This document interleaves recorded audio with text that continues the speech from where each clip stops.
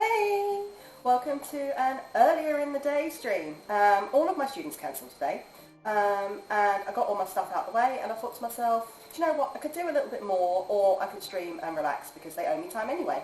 So here I am. My ring light literally broke as I was hitting start.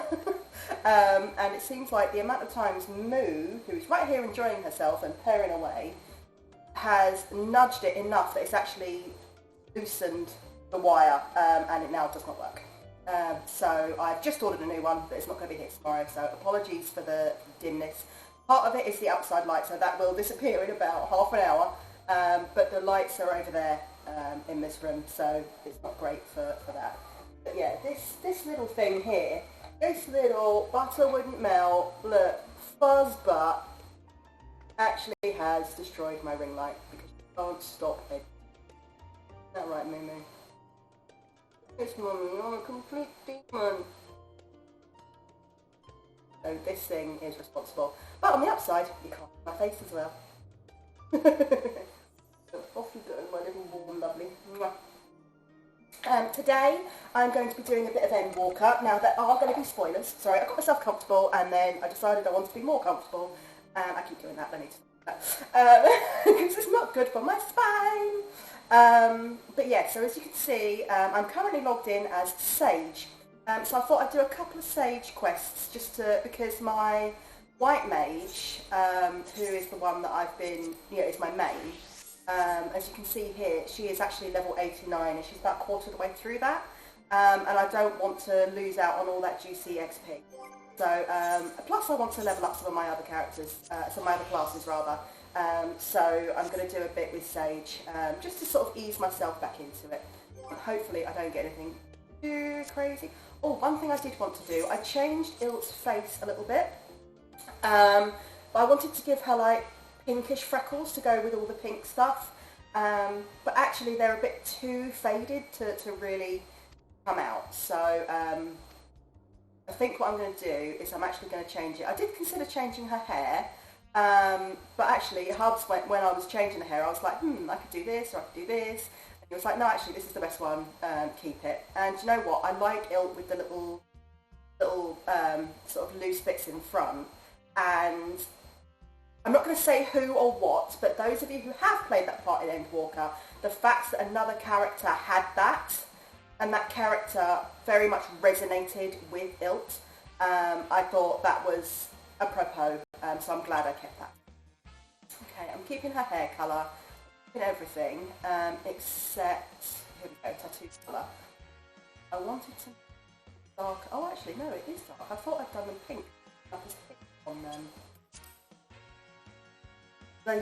She used to have that in pink and I removed it. Oh, it's face paint, that's why. Okay. Yeah, so face paint colour, yeah, see it's pink and it doesn't work. It's pale. Dark. I'll do a pink. So I'm actually tempted to give her tattoos back. I kind of miss them. I'm going to give her tattoos back.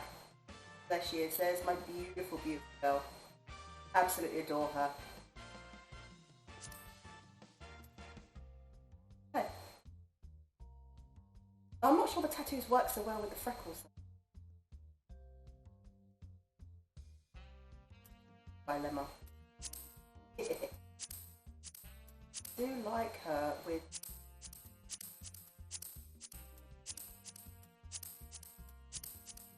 That's kind of cute.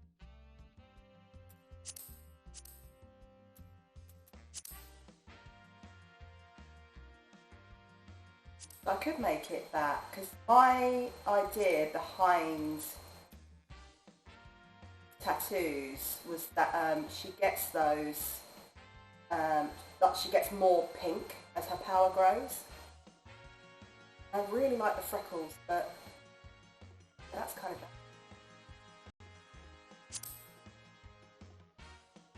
colour enough.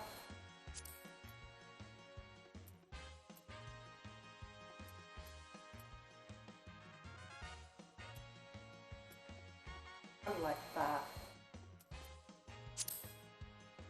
Then like her markings get more pronounced and more pink. It's more powerful. So in her backstory, like the hair and the ears were completely white when she was a child, and then when she was supposed to become a wood warder, they turned pink and she was cast out as being a cursed one.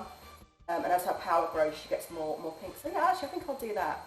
I really liked the freckles. I have freckles on some of my other characters. Actually, I think...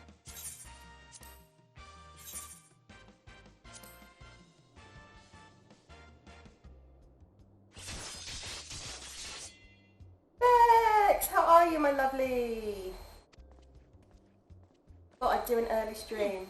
Guessing we did channel testing overlays, so they're gonna look... Oh, and look at all the kitties! Theo, Moo, and Stink. So yeah, I've just done up my character and changed her face paint up a little bit. But thank you for your luck. Alright.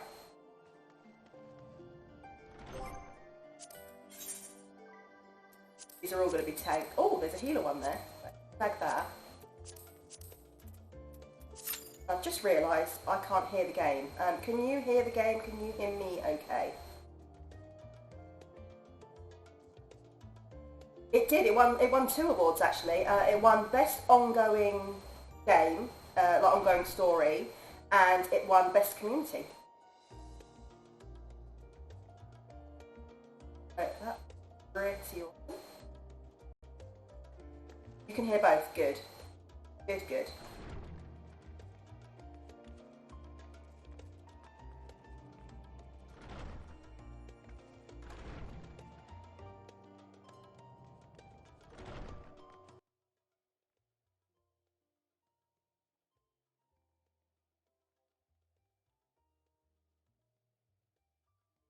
Enjoy your lurk.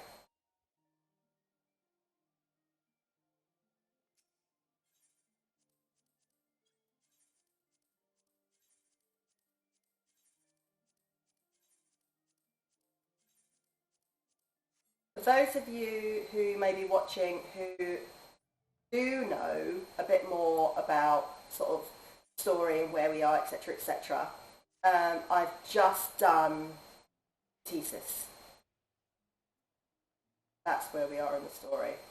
And I got quite upset, like most people did. I actually did figure that there was going to be some memory manipulation, you know, with the whole Chekhov's gun thing, where they were talking, they made a point of talking about Kairos, etc., etc. So I did expect that was coming. But in the manner it came, it was still sad. Grab this one. Must be level 80. Okay. Class.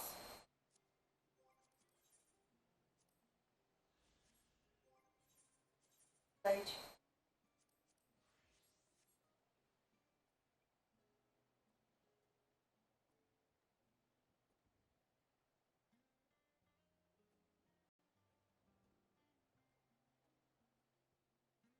Funny really, you spent all that time thinking like I want to get to Omni 80 and now it's like I want to get to Omni 90.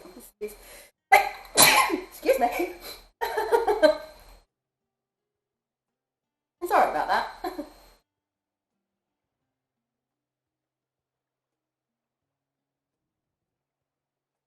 Alright, so while we're waiting, I'm going to pop back to IMSA real quick.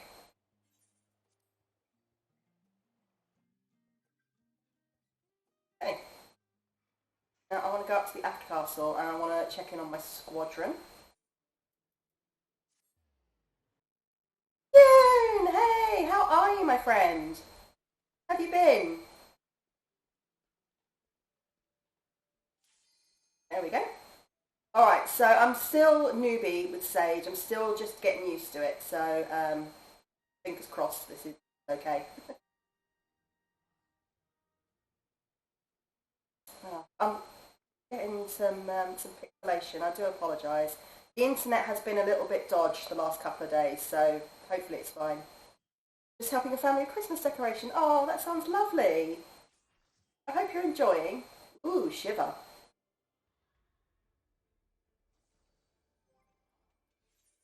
Get a bit of orange juice down the gullet. Okay. Well-fed bonus. And let's see. It's going to be cardia on you.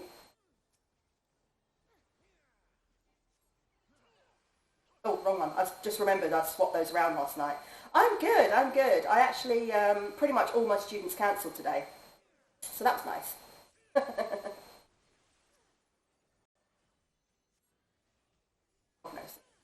Still getting used to where all the buttons are, because I've rearranged my deck a little bit.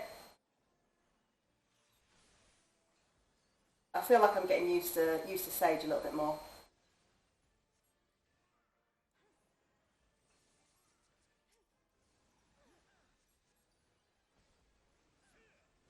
Eucrasian prognosis, get everybody covered. I think also I'm going to do a bit of Eucrasian dosis as well and poison her. That will be quite useful in getting some dots on her. Yes, so at the moment I'm just practicing Sage for a couple of minutes to ease myself back into the game for today, but I will be doing some Endwalker a little bit later. So at the moment I'm just doing a couple of dailies.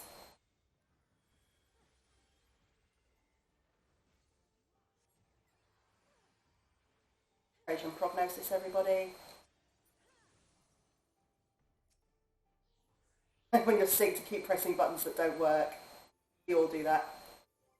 Am I going to be quick enough? There we go. Whoop, Hey!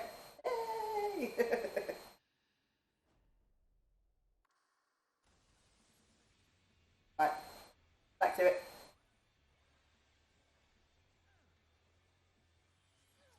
So how's because you've been playing oh, what is it? Ffxiv. Oh, I've forgotten the name of it. What is it that you're playing at the moment, Pune?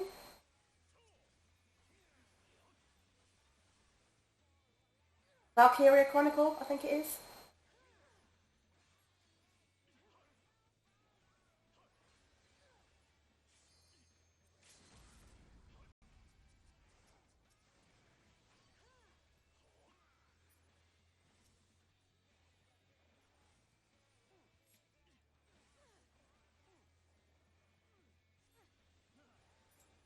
There we go.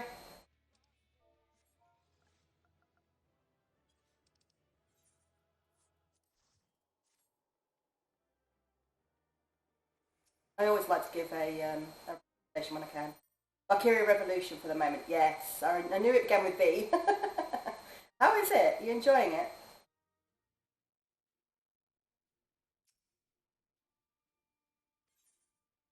Fail.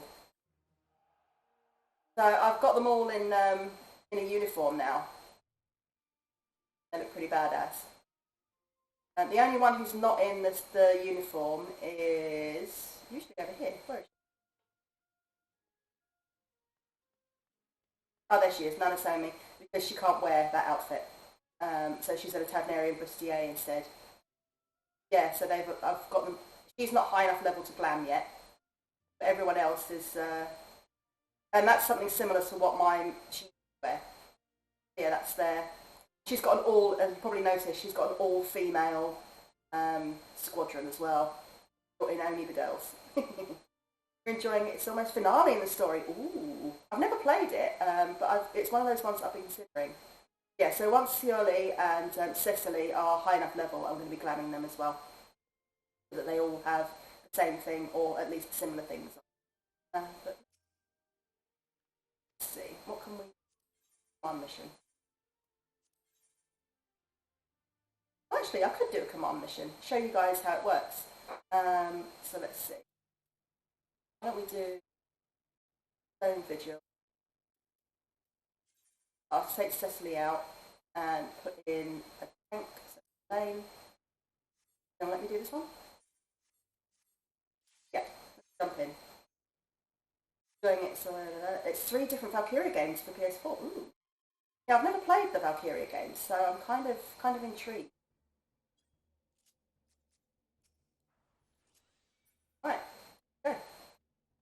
Come on, ladies, let's kick some dragon butt.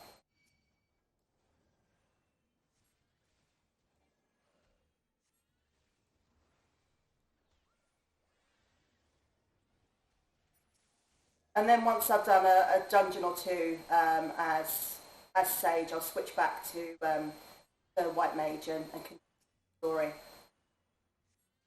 But I just like to do a dungeon or two when I'm first logging in, just to sort of get myself in that mind frame, but also because it's a really good way of helping level up. Although they have changed that a little bit, obviously with the stat squash and everything, but still I think a good way to get into it, and it helps other people out by giving them. The only thing about being in these squadron missions or being a healer is that you have to lead. Like turn-based and strategy games. Oh, I absolutely love turn-based and strategy games, so I will definitely give that a go. If you would like to join the Discord, please feel free. Obviously, you don't have to, but there's you can put recommendations in there for me if there's anything that you can check out or potentially play on stream.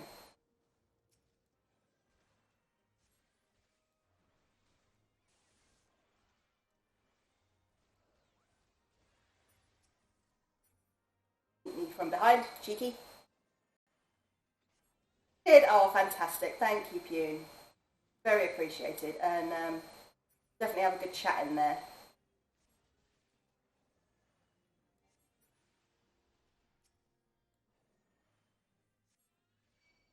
Are you streaming today at all?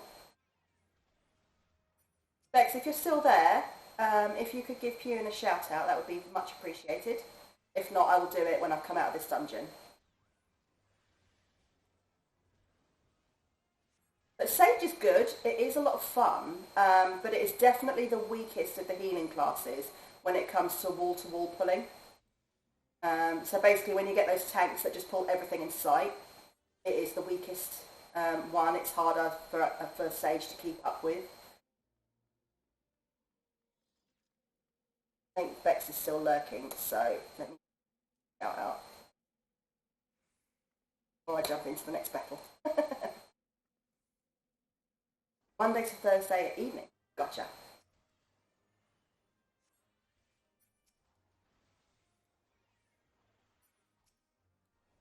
Drop you a quick follow myself. That dragon who thought he'd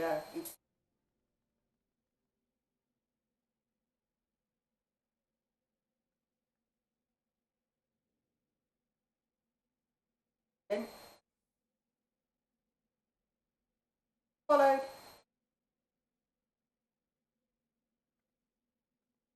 Oh, my internet's just gone a bit dodgy. Bear with me. I'm just going to let it reset itself for a second. There it goes. So one of the reasons that I want to move is actually because we don't get great internet in this area. And when we do move, one of the things I said to my partner is that I do definitely want to have a better internet.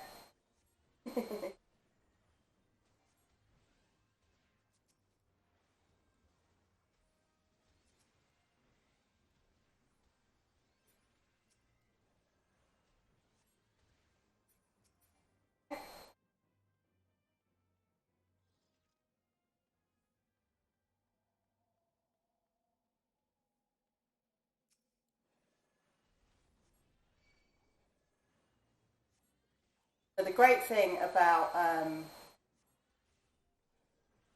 Sage is that you can actually heal as you attack. It's not the best to do, but it helps you just sort of keep on it. Which is why I find it funny that they're not great at wall to walls, because they would be with that.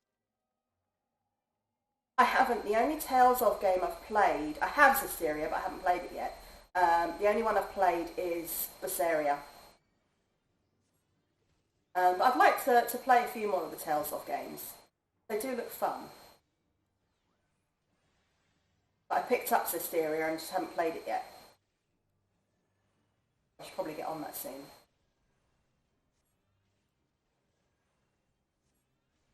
Are you a big Tales of fan?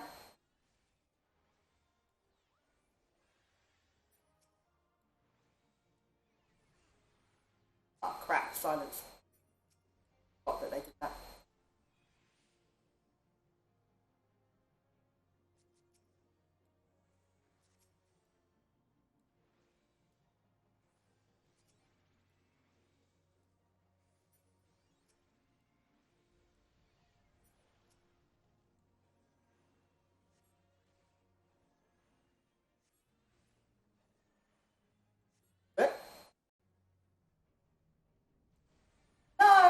me, even though I dodged. Ah!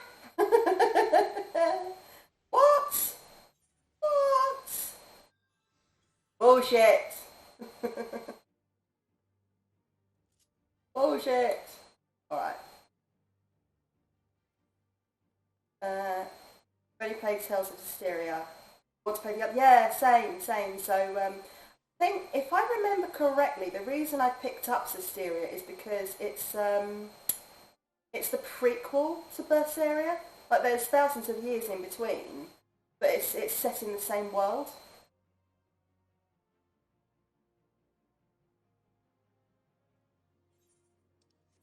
I don't think I've ever died to that one before.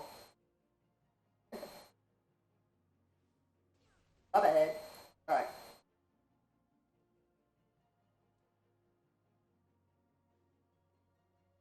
Guys ready? Thing.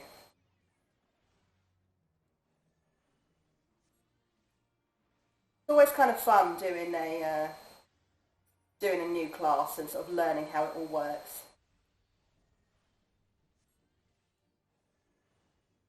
At the moment, it looks like Phlegma and Dosis are my only attacks at this level. Um, oh, it still got me. What the hell?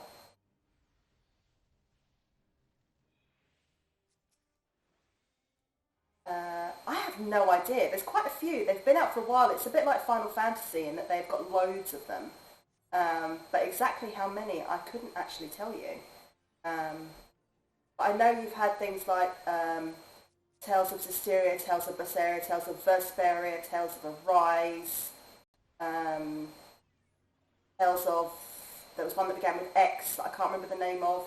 There's quite a few of them.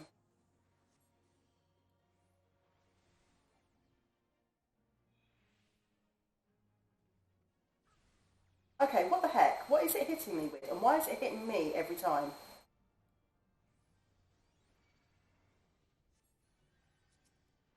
This boss has never done that before.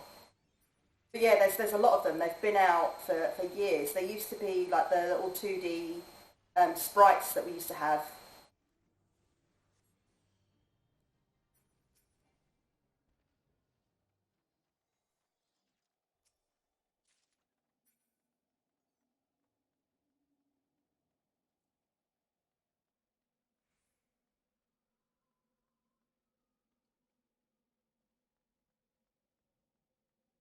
Come on, ladies.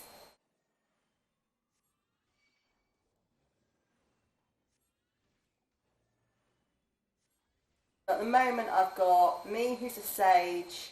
I've got Jelaine, who is a marauder. I've got Nana Somi, who is an archer, and I have Rael Thota, who is an arcanist. My team.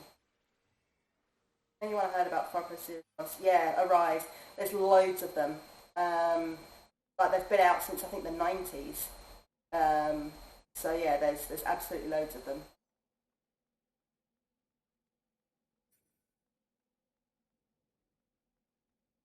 Yeah, like I say, they're very much like Final Fantasy. They're all sort of self-contained little stories. Um, and each one is different to another unless it's specifically a sequel. Um, so in that same sort of vein in the way that they work, they're an IP, but they're all somewhat different.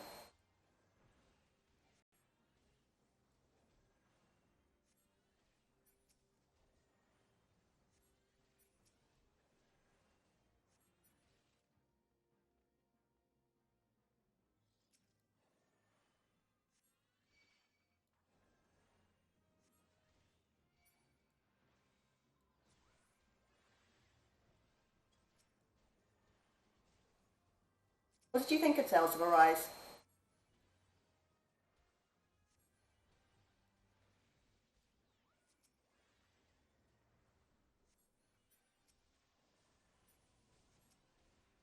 I can't use my AoE attack. Oh, Izil, thank you for the lurk and thank you for coming in. Much appreciated.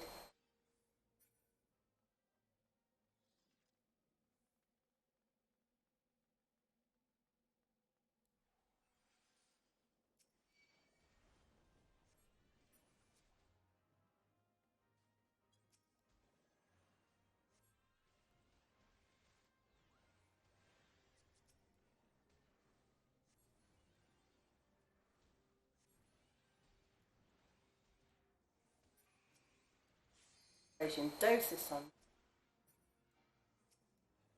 and regular dose. Oh, and a quick.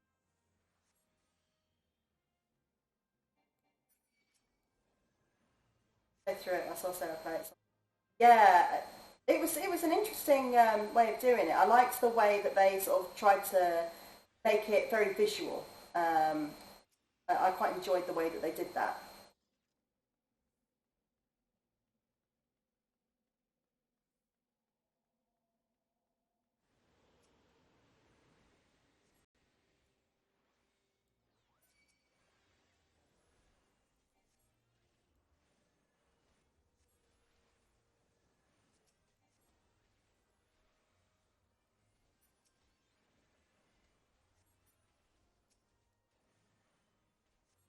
Down you go.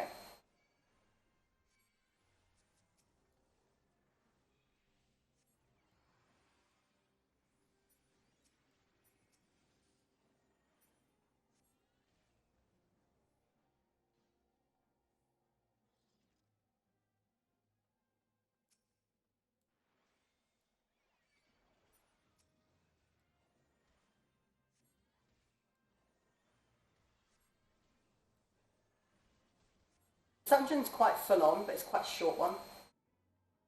And the thing is, with it being slightly under 50, it's a level 43 dungeon. I don't have access to my best spells. So playing it all after next year. Ooh. I'll definitely check that out. I'd like to play it myself at some point, but I've got a bit of a backlog of games I want to play.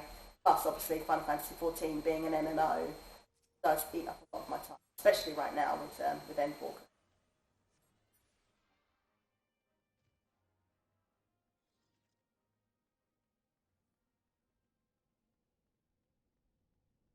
Take down this guy. Crochet.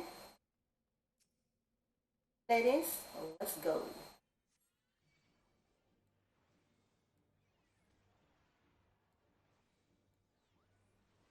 So funny to be leading as a healer.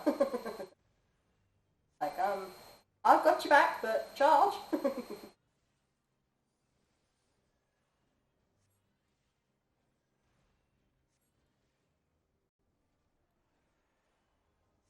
Right, let's whack a quick shell on everybody.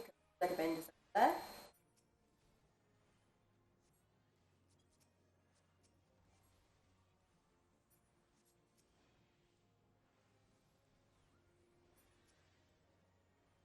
Yeah, absolutely. Ask as many questions as you like.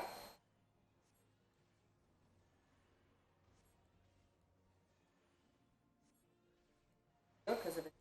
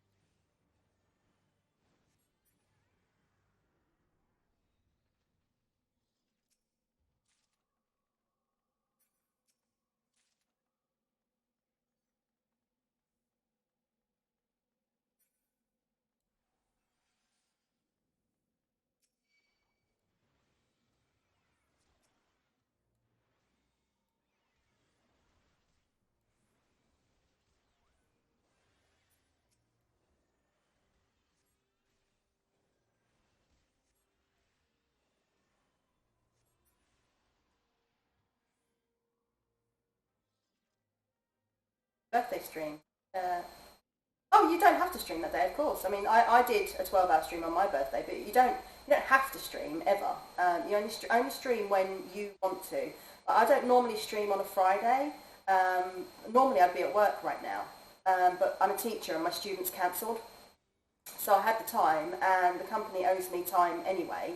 So I thought I'd jump on and stream because my husband's not home. He's gone out with his mum today.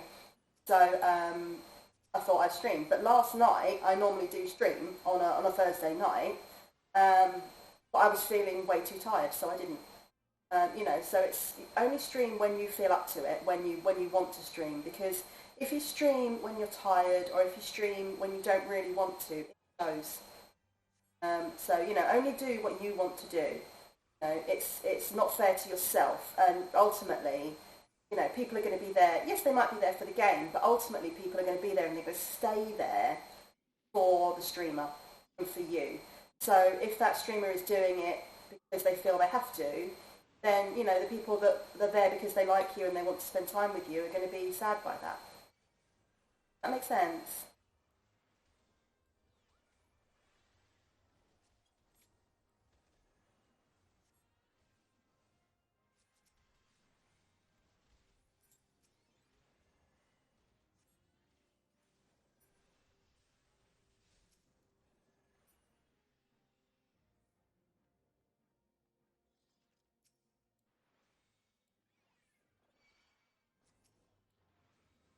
Good. But when's your birthday?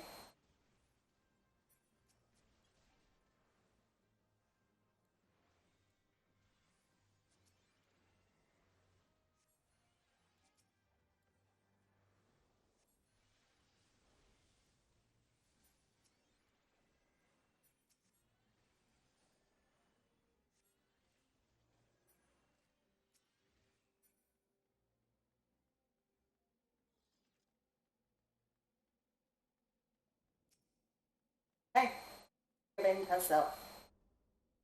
Ah, end of January. Nice. Yeah, it's one of those things. If you want to do something, do it. If you don't want to, no pressure. The way I look at it is streaming. Although I enjoy it, it isn't my job. So my job comes first, and obviously my health, and then after that, I stream. And I stream mostly because I wanted to get to know people who game as well. None of my real life friends game. I'm the only one. Even my husband doesn't game. So, it's a little bit, oh, Jelaine, get out of the way. Oh, I'm not going to be able to rescue you in time.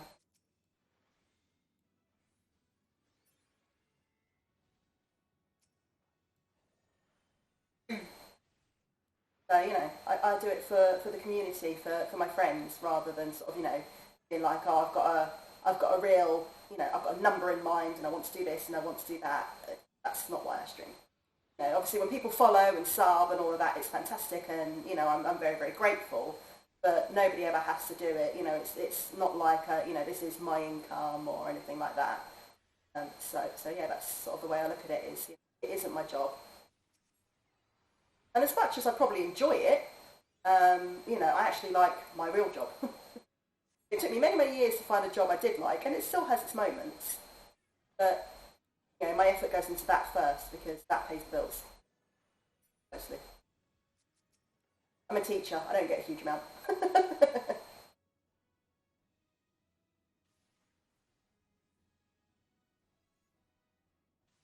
All just standing in the way.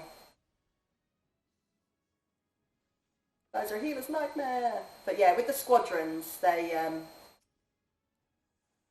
because they're AI standing things quite a lot.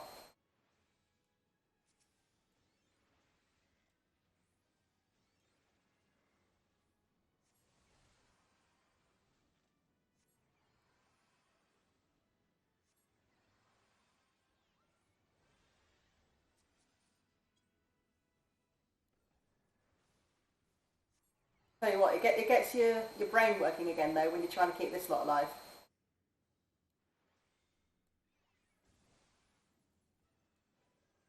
Health and well-being goes. Yes, absolutely.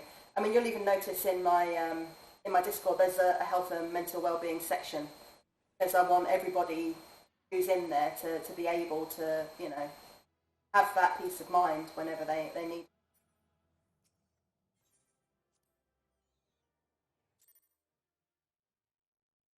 Well done, ladies.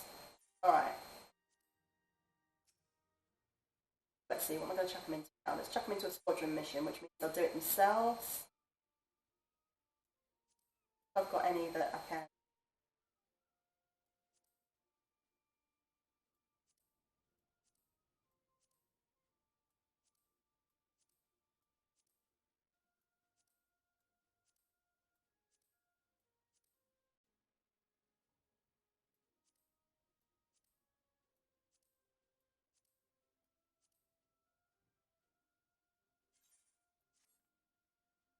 chance at that one. So let's switch back to White Mage.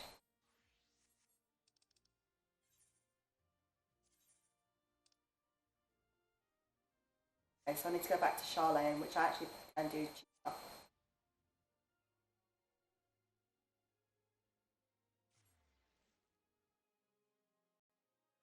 Now they've taken the cap off thingy, it's quite expensive. Teleport everywhere. I am going to teleport to thingy.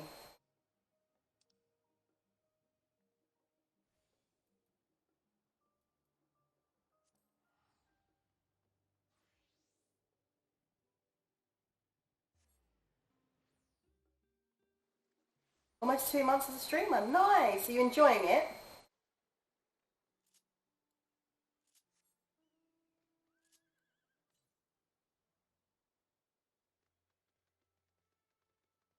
Trying to pick up a bunch of. So my ethereal currents. I'm working on Labyrinthos at the moment because you can't do that the first time you come here. You only get some of these the second time you come, and I need to go and try and get more Amare Lamentorum. I've got Favnir, Garlemald, and Elpis.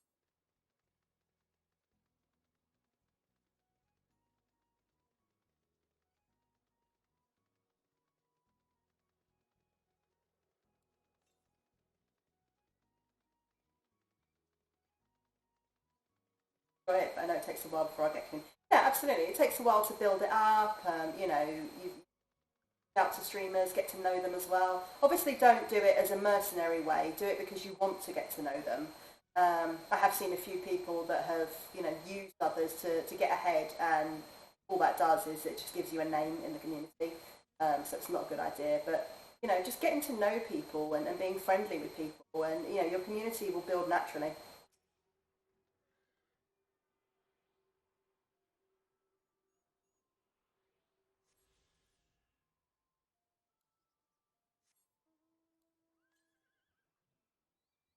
Or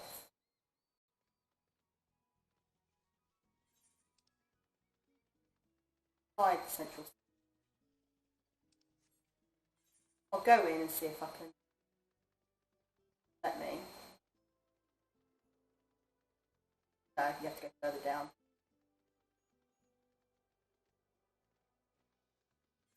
Would like to be able. I wonder if this. Or bicolour gemstone.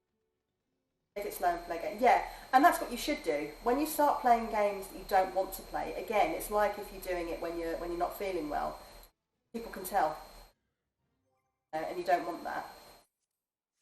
So if they can tell you're playing it just because you think it'll get you viewers, you won't want to watch it.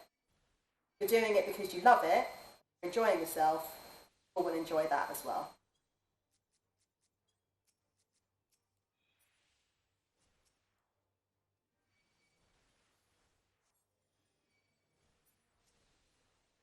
I mean, I know that I could probably make my community, you know, bigger and by playing these, you know, these sorts of, you know, certain sorts of games and by doing X, Y, Z. But if I don't want to play those games, then what's the point? It's going to show, you know.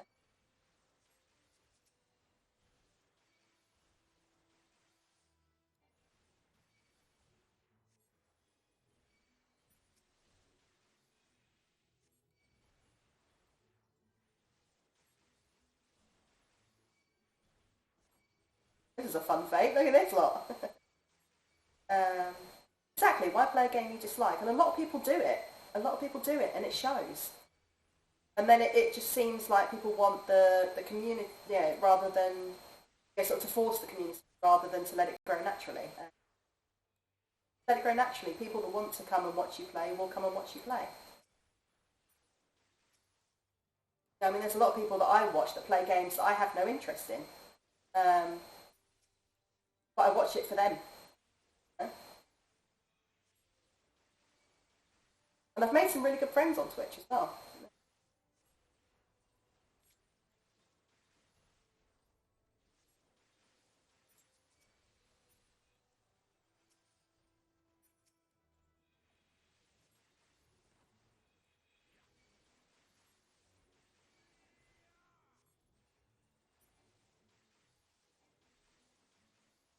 Oh, Mr. Hrothgar. Fortunately, I can't hear you. I can raise you when you go, but I can't hear you.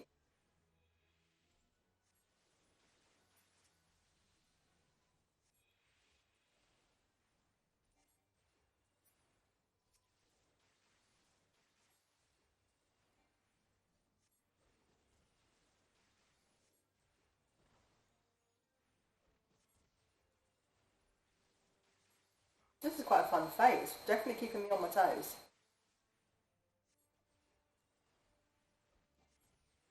That guy's doing it without his chocobo. Wow.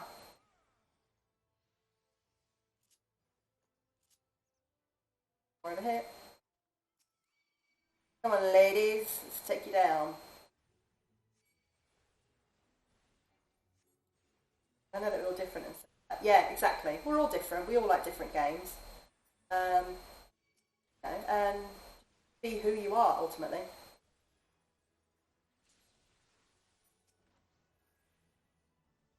Sometimes my streams are really nice and wholesome.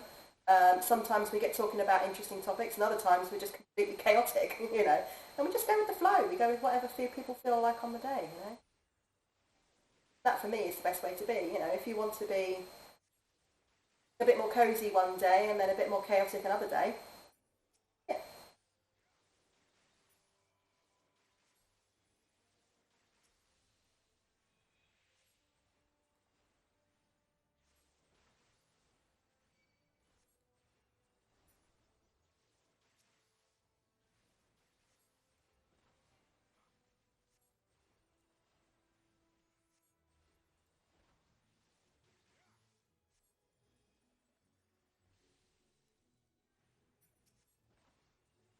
Oh my goodness, they've got the Amaro minion. Oh, I want that so much.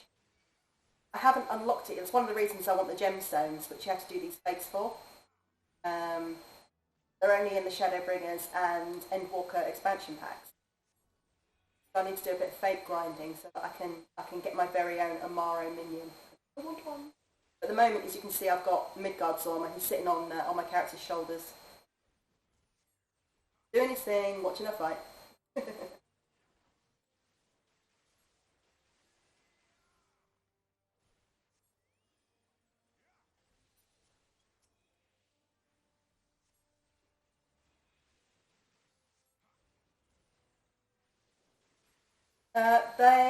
These things are Druva clusters.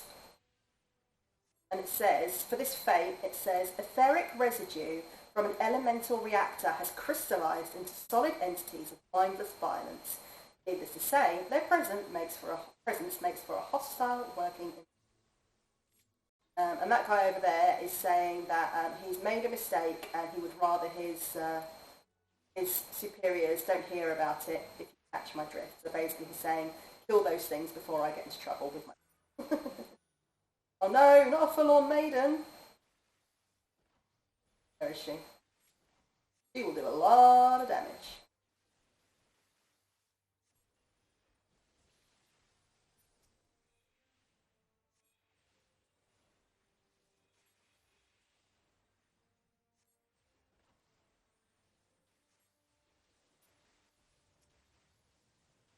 Yeah. So each fate will have like different things. Well, someone else has joined us, look. Three people, we might actually be able to do this. You still get rewards even if you fail a fate. I mean, if you die, I'm not sure what you get. But if you don't get it done in time, because there's a little timer over there, you still get like partial credit for attempting it. Or maiden dissipate. Yes. It ends up being a bit chaotic when you get all these different people coming in. There's more people have joined us now because they've seen the fate.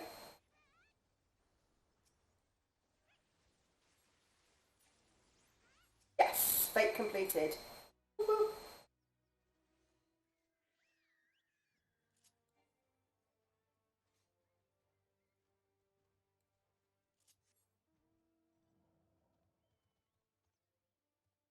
That'll do for now. I'll go and get on with the quest. I got a bunch of experience. My chocobo got some experience, and I got 14 bicolour gemstones. No, no, no, absolutely. I'm more than happy for you to chat away. Like I said, I mean that game because I enjoy it, but I stream so that I can game and talk to people at the same time. So never feel like you're writing too much. Always happy to hear from people.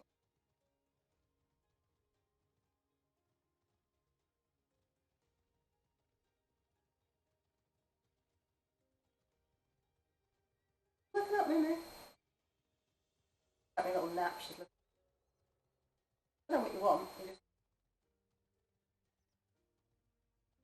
She likes to just sit and stare at me sometimes.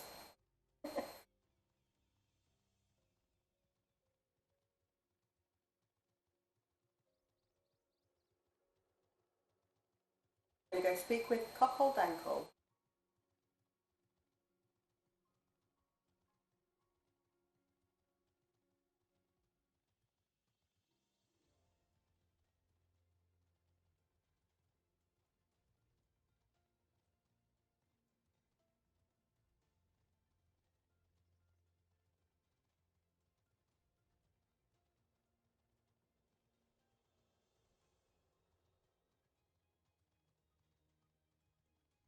Cockle Dankle.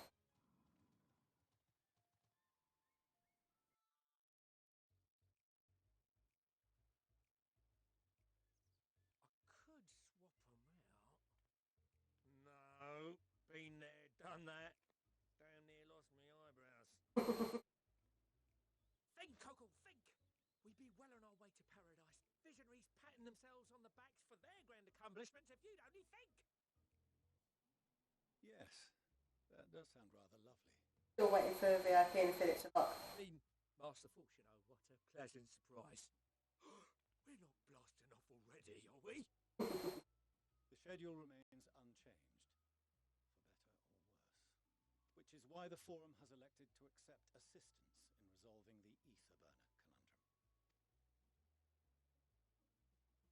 Right, I'm just going to pop my hoodie on because I'm getting a little bit cold now. Not seen you lot down here before.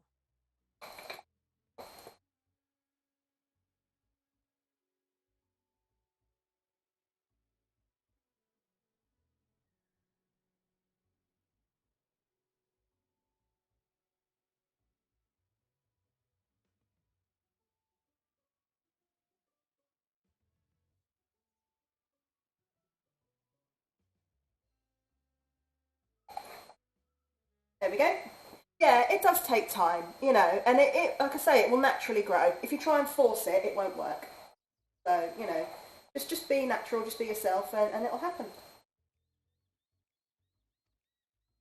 There are archons among their number, but engineering is not their expertise. Nevertheless, the Forum concedes the slim possibility that they may have insights to offer. If not, you are at liberty to return them to the surface, by whatever means you see fit. I assure you that won't be necessary. Now, about your troubles with the ether burner. Aye, aye, I'll walk you through it. Suppose I could do with a change of pace.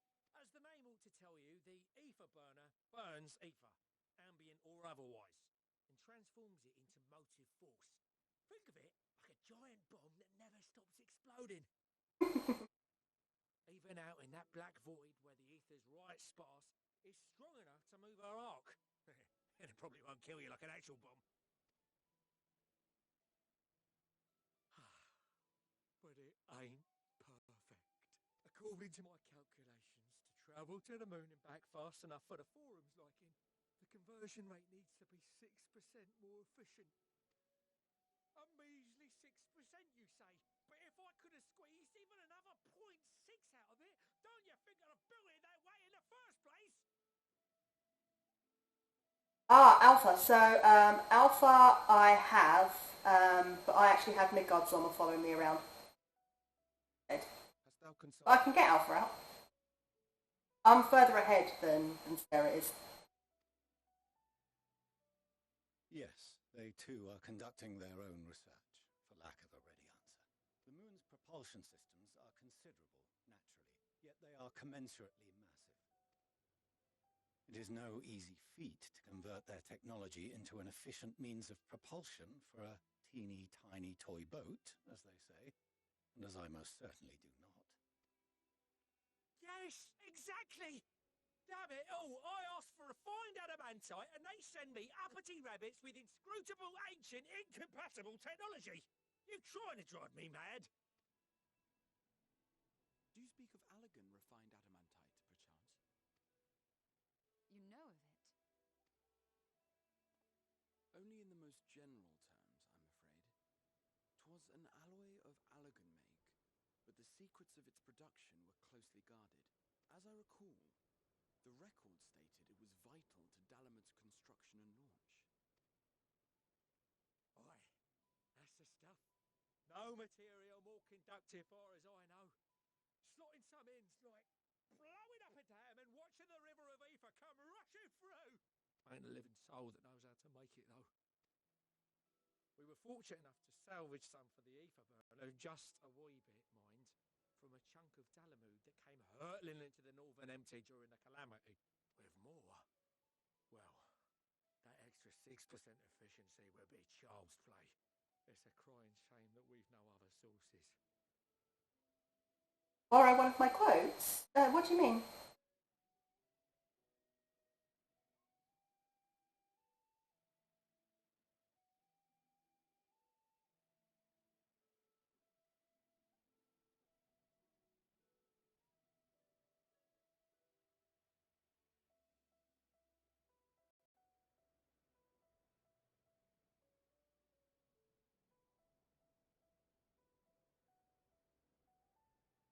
Oh, yeah, of course you can.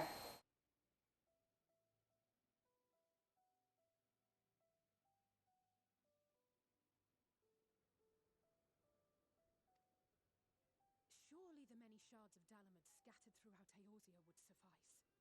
Why not get the refined adamantite from them? Oh, we tried, believe you me. But only a few specialised pieces would have had any in them to begin with. Drive calls from Ragnarok class internment hulks. Those are the prize bits we really need. But according to the gleaners, getting to them means delving deep into the shards. And the defences are still very operational and very eager to blow them up. Sounds like I'm going to be sent in. It's rough going in there, even for the cream. Not sure they'd make it out alive.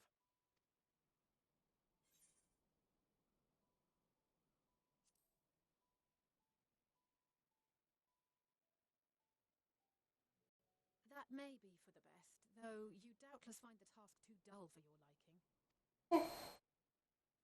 Had a lot of excitement. There are multiple internment hulks in Eorzea alone, so handling this ourselves may not be the most efficient option. Rather, if we could salvage adamantite from the shards simultaneously... Fine.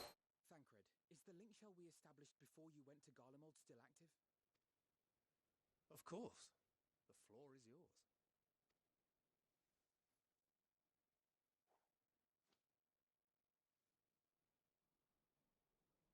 What's all this?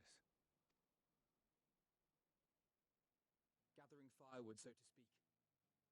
We alone can... I love the fact they talk about family. Yeah, hype.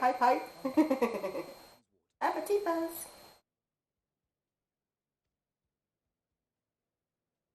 Heaven's Ward. The Scions have need of you.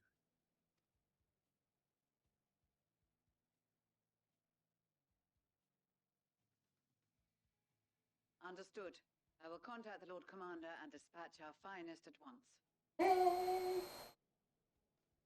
My sisters are somewhat preoccupied with the final days, so I will lead the 12-Sword expedition myself.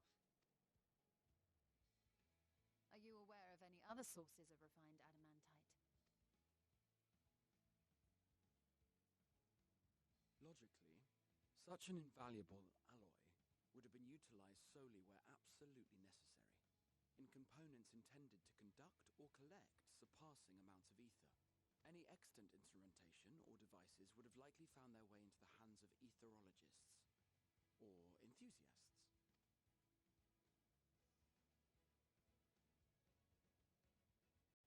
magical artifacts of Allagan design? The Eastern Alliance will send word to one and all. Are there other ways we may offer aid? No shards of the Lesser Moon scar our soil, but our stake in this cause is no less for it. Don't hear anything from the game? Oh, that's odd. Said she could hear it earlier.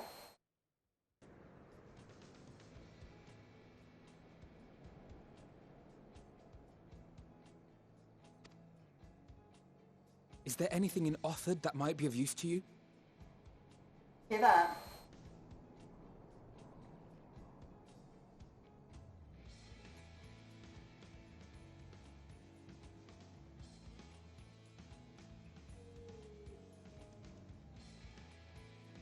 Yay! What did you say? Oh, you got friends in far places, lad. Anyway, if you're offering, I wouldn't say no to one of those Far Eastern sacred relics. Some of them can hold enough ether to summon a whole damn primal. Combine a source like that with the ether burner, and 3, 2, 1, kaboom! I gather you heard his explosive enthusiasm. Might you secure us a suitable relic? It shall be done. I know little of machines, but I promise we will do our utmost to gather the materials you need to finish your starship. I am glad for the work, in truth. Better to busy oneself than wait and fret over disasters foretold. Then why are we all still standing about yapping? There's plunder for the taking. And I'm a born plunderer. I'll be an old Charlian before you know it. Start mixing the grog. I'm certain that can be arranged. Thank you all, and do be careful. Just like that. Aye, just like that. Our refined adamantite is on its way. Now let us consider our next steps, shall we? There's yet much to be done.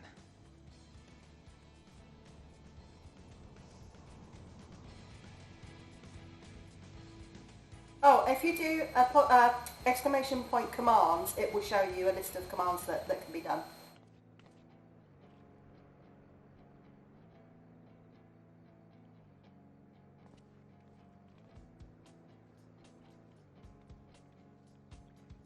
I think it's commands with an S on the end.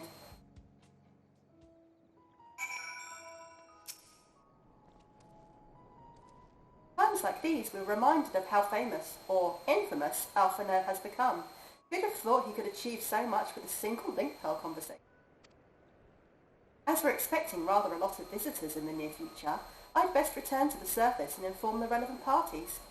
I also have a contact of my own that might be worth a try. Oh, and who might that be? That's for me to know and you to find out. And on that note, I leave matters here in your capable hands. Best of luck.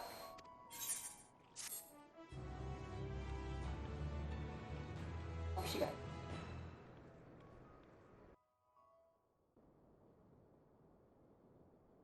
Meanwhile, in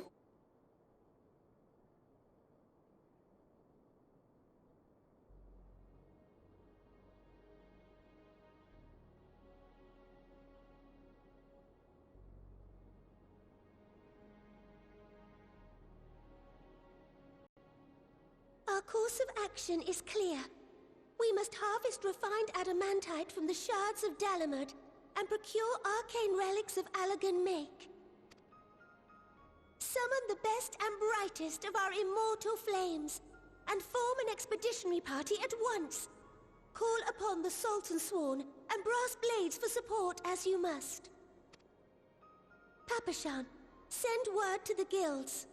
We will require the expertise of master artisans if we are to have any hope of identifying and recovering these elusive materials.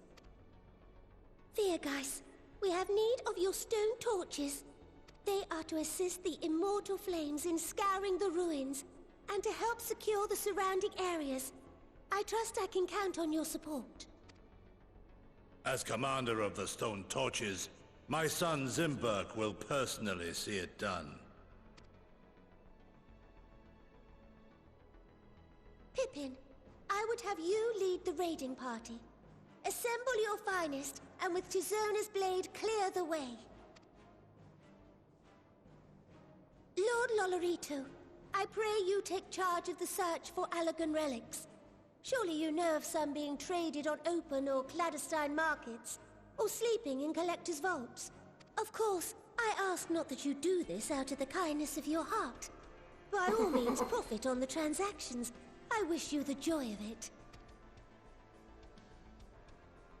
The final days descend upon our world.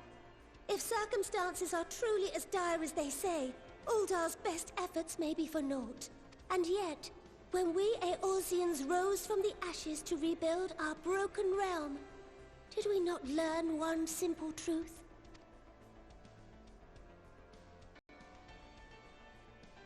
That which seems all but impossible to overcome alone may yet be possible if we stand together. It was the Scions who united us then, and it is the Scions who call upon us now. Uldar will answer that call. We will summon our courage and join the fight for our world's future. You know your duties. I, Nanamo Ulnamo, 17th in the line of Ul, bid you good luck and Godspeed.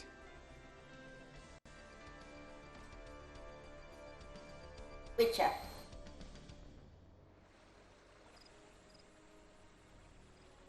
Meanwhile, that shroud.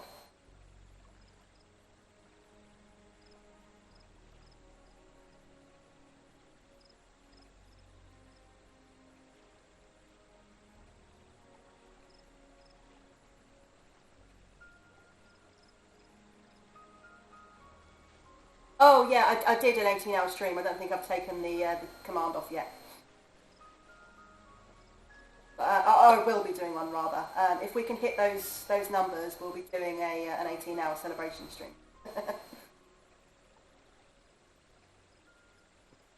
I've done a couple of 12 hours and I enjoyed them. We fielded a goodly number, but our ranks are heavy with healers, and an abundance of restorative magics will be of little help in destroying Dalamud's defenses.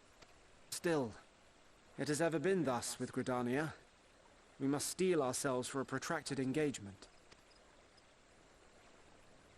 Oh look, Dalamudans. In that case, might I suggest taking us along?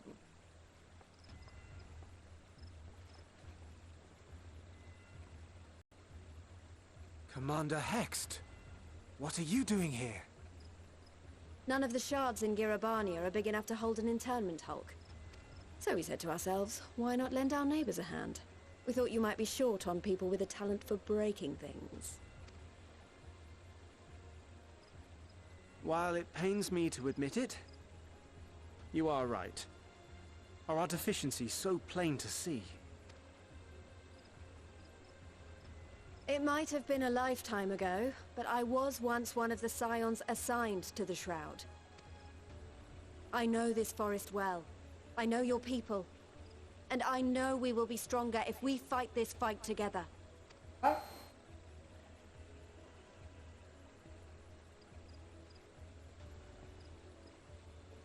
Then I will impose upon you with a clear conscience.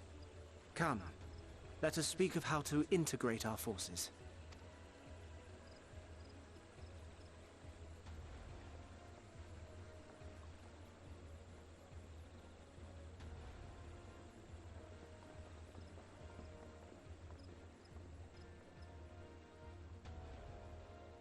I won't let it all be for nothing. I promise you, Papalimo. Feelings. Feelings. Well, that's this.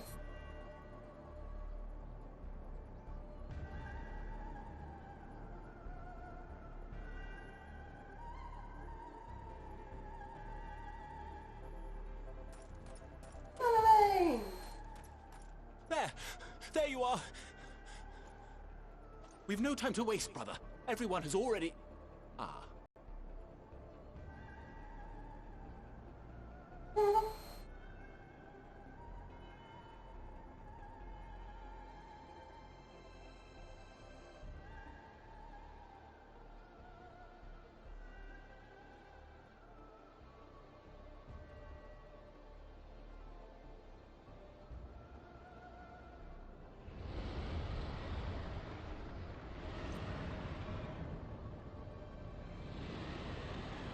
dragon host.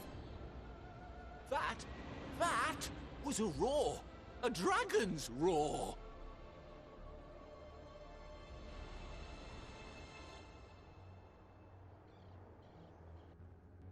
Grace Valga or maybe Vidofnir.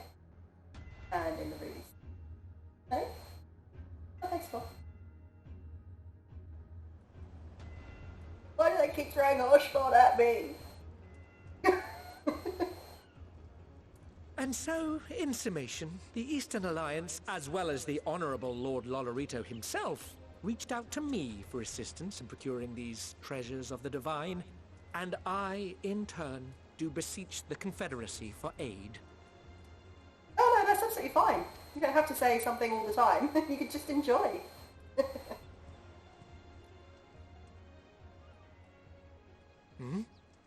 Is that? That's Sorban. Hancock? What a surprise this is. And a fortuitous one at that. I have a favor to ask, you see. There's a long way around, Ginger. Yeah.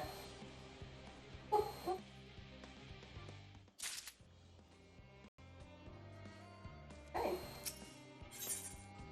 Alphino is resisting the urge to pat stuff on the back.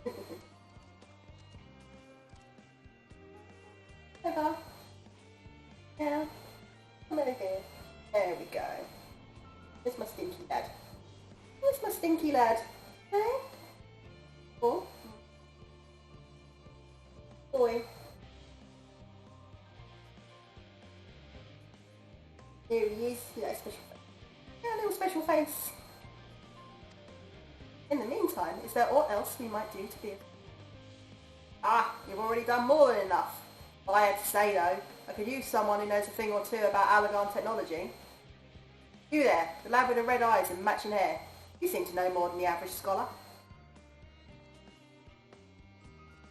Yeah, he is a little sweetie. Ah, if only Master Cockle knew how right he was. While he and Grahar establish a rapport, why don't we help with preparations for the... Going above and beyond in terms of our arrangement, I propose this not to carry favour. As confident as I am that we will succeed, we must be ready for every eventuality. Also be an opportunity to familiarise ourselves with the traversing the great expanse. Nothing else. It beats twiddling our thumbs while we wait for the adamantite.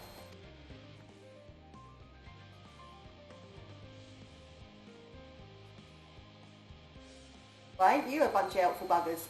Give a mind to lend us hand? I know where you ought to go. Darley and Hamlet is lousy with researchers and scholarly types, busy themselves preparing for the exorcist. Ah, that lot need all the help they can get. Well then, off we go.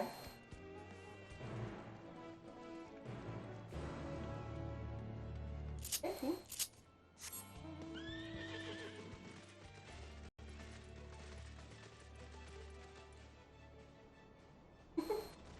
Got Kitty on one side. Shall not pass!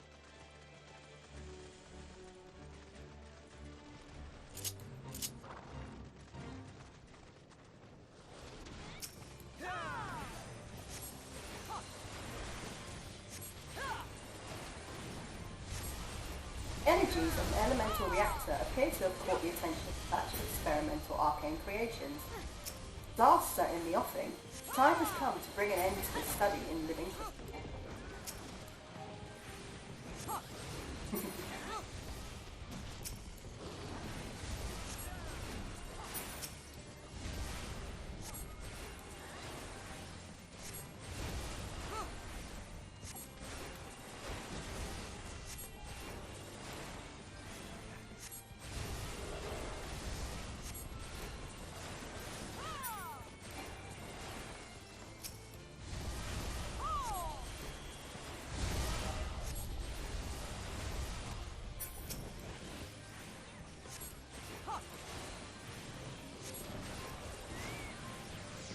There.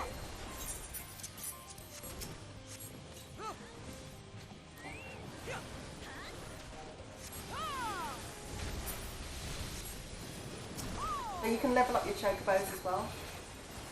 Don't be sorry, I love Lord of the Rings. Book and movie both.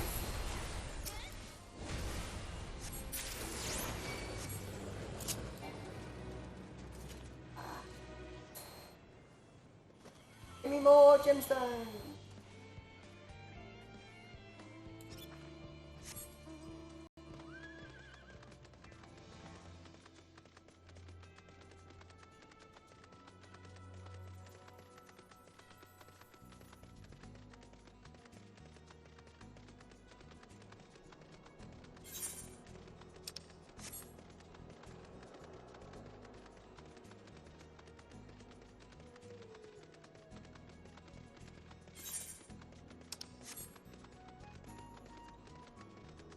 Yes, I loved The Hobbit. I still do.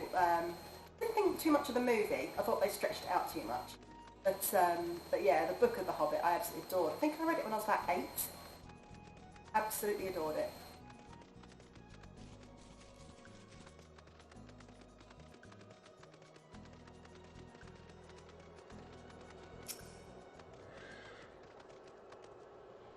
What I can tell, a lot of the people actually live down here. I don't know how much help we can offer, but I dare say they'll benefit from some of those fresh inspirations Scholark Monteshain. Let's start by asking around, ideally without getting in anyone's way. Let's meet by the Aetheryte once our work is done.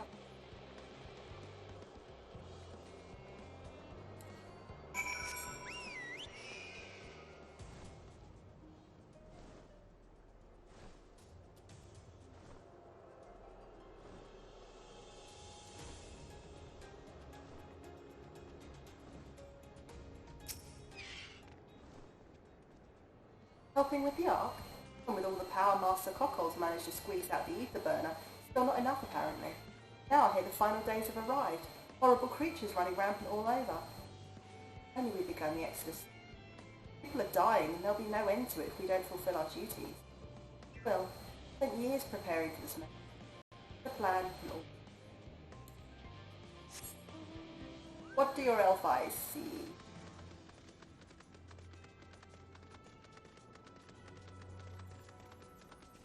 I say that to my cats quite a lot. When they start looking around, I say that to my cats.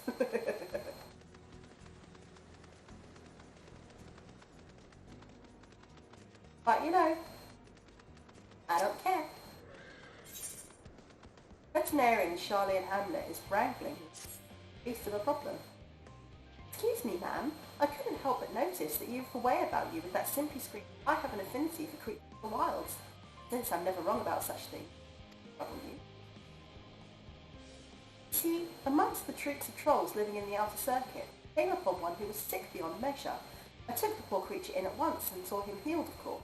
When I attempted to return him to his rightful home, he flew into a panic as if he could not bear the thought of going back. To make matters worse, the troll saw fit to escape into a den of Analas. I would go after him, but I'm so fumble-footing I'll scare him off like as not. Torn limb from limb for my pains by the fiends. So I turned to you. Could you seek out this troll of which I spoke? I shall provide you with his favourite food, and with it you should be able to calm the pity. Hopefully that will be enough to see his senses restored.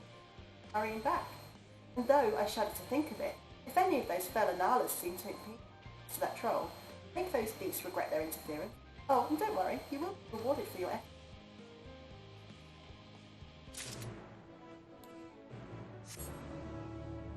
I'll go deal with it.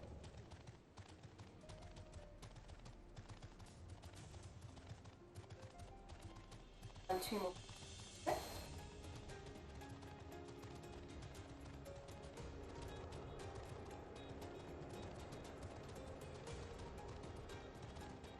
Right again.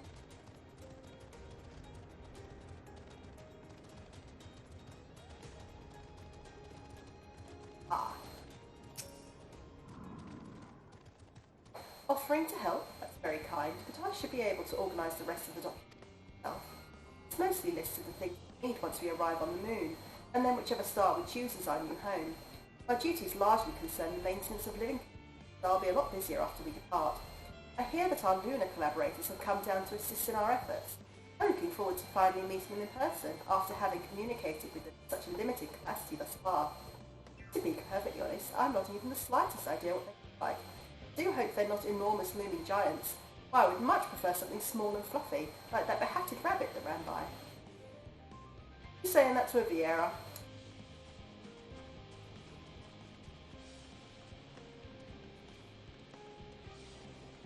Oh, it's a party! Love those little dudes. I do have one actually. Please. There we go.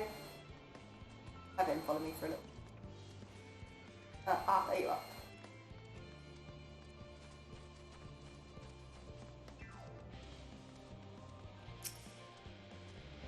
Oh, hello. Are you one of the new helpers? Working on the ether burner? Oh dear. I fear things have come to a standstill on that front. So, I'd choose that over my current duty. Checking and loading samples day in, day out.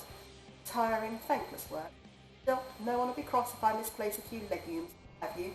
Forum's got enough on their plate as it is with what with deciding who gets to be on the Ark and board the Ark and when. Lots of power people have opinions about that. Heart goes out to Master Folchno and the others. Hardly get a moment's rest, I expect. They even have time to sleep. Folchno has an awesome wife to go back to. I'm pretty sure. Jada! How are you? How did the gig go?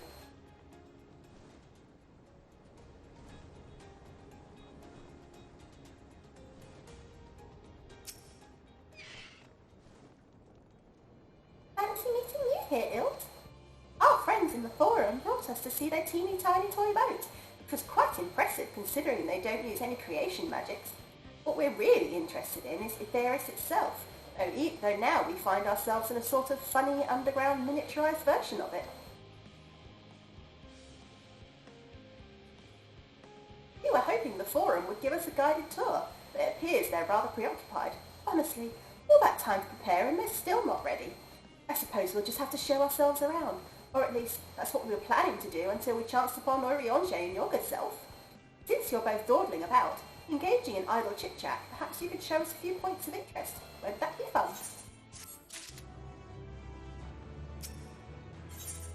Chill. Good. Glad to hear it. A tour of Labyrinthos. An unexpected yet prudent suggestion. Excuse me. Given the similarities betwixt this artificial environment and Bestway's burrow, it would be in our best interest to have the Leporics acquaint themselves with those conditions optimal by their Sharlayan collaborators. Fear, however, that continued reliance upon my limited knowledge would risk narrowing rather than broadening their perspectives. Mayhap thou art better suited to me. What a marvellous idea! Might we begin with that great big what's-it over yonder? Ah yes, the what's-it. I shall leave its explanation to Ilt.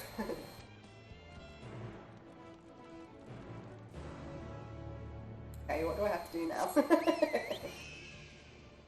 Yeah, I'm doing a bit of an early stream. I'm going to go for about another hour, and when I will be raiding over to a dear friend of mine, who is also playing this game. Actually, I think she doesn't come in until 7, so maybe another 2 hours. But basically, my students all cancelled. I mean, it's 5 o'clock now anyway. My students all cancelled, so I thought, why not? Let's jump on. Goodness me, to build something so large without creation magics is positively stupendous. Perhaps you could direct our attention to its most important feature?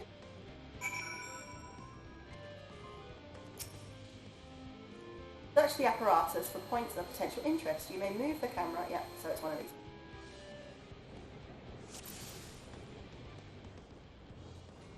Observe the mushroom-like thing.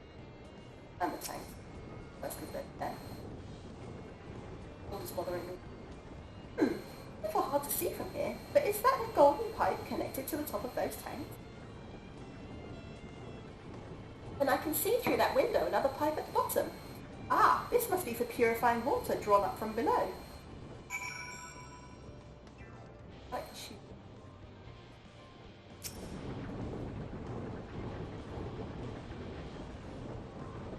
Is that the water I hear from inside that great big tube? It must be because of those cogs on the gigantic wheel at the top. Oh, I see. That's how they draw up the water. Probably some sort of spiral-shaped mechanism inside it too. Mushroom.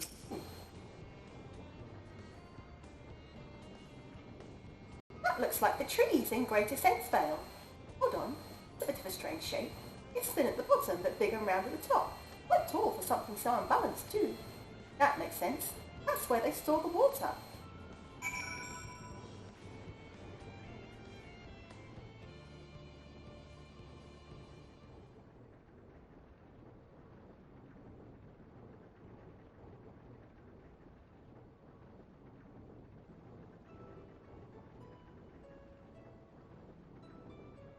Well, if I were to hazard a guess, water drawn from underground, presumably with some other mechanism, purified here and stored in that tower before being distributed elsewhere.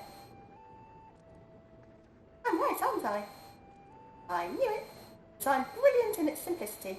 Dare say it would take only a moment to install in even the harshest environments. For us Leporics, that is.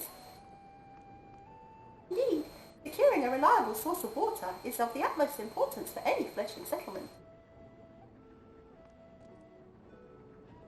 I've read, however, that the peoples of Ffxiv sometimes make their homes in arid deserts and such. How are they able to survive?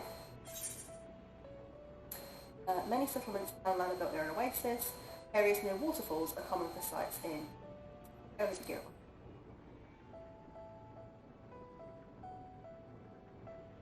So, wherever you choose to live, you're never far from water. Oh dear, I worry we won't be able to procure the necessary amount. We can provide enough water to keep them from drying out completely, but it would appear they rely on it far more than we'd anticipated.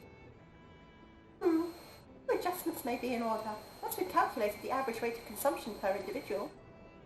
It also may be worth learning more about how exactly they obtain their water in the first place. Master Alphino spoke of the machinery responsible for that feat during our journey through Logisticon Alpha, did he not? Goody gang! Yeah, I wasn't wearing it at first, but I got a bit chilled, so I popped it on. Mayhap the Leporics will share his appreciation for the engineering marvel. Oh yes, that sounds absolutely splendid. We must journey beyond the sanctuary of Charley and Hamlet. I shall lead the way. You mean we'll have to brave the untamed wilderness? A valid concern indeed. We could not help but notice many dangerous-looking creatures. Big nasty teeth lurking beyond the safe confines of this settlement. Were we not escorted here by burly custodians, I dread to think what would have become of us.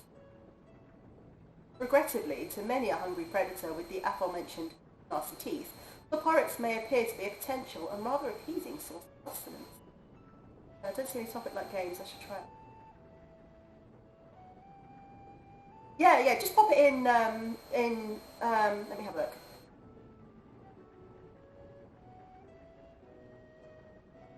Pop it in miscellaneous games.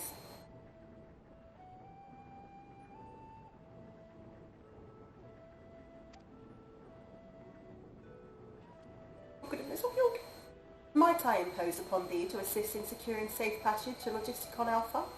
For my part, I shall act as an escort to Living Way and Cooking Way. I entrust Singing Way and Growing Way to thy care.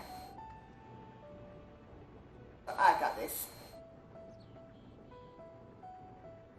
A more valiant protector they could not...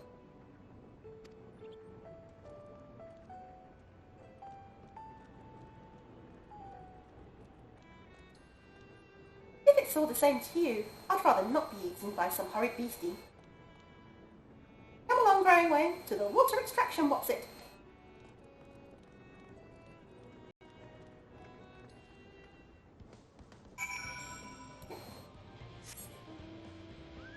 Survey the designated location and defeat any enemy. Sway!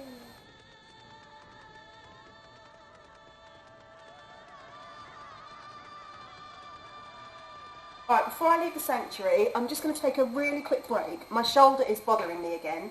And for those of you who are aware, it's not an old sports injury, but it kind of functions like an old sports injury. So I'm just going to go take some paracetamol for it, and I'll be back in just a moment. Because otherwise it's going to distract me, and that won't be great. So I'll be back in just a sec.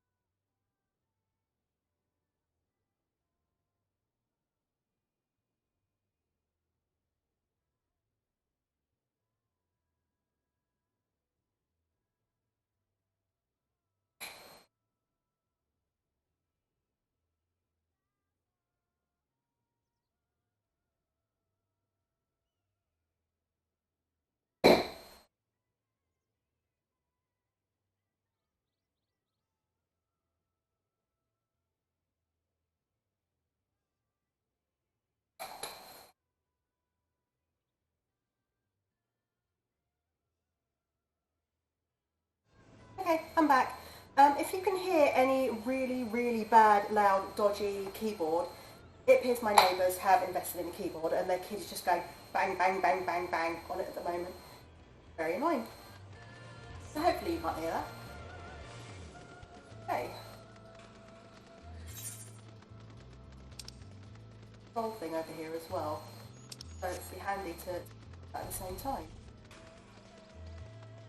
The destination, but I'm just going to go past it.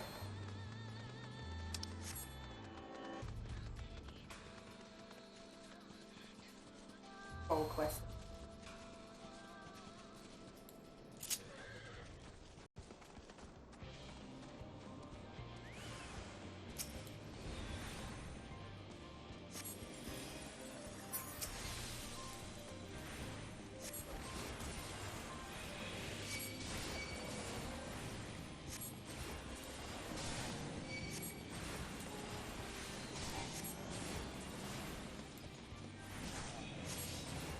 There we go.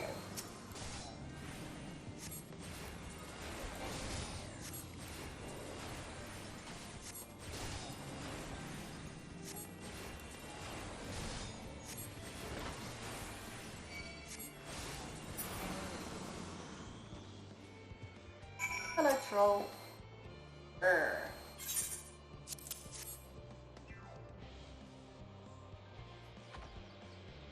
Ah!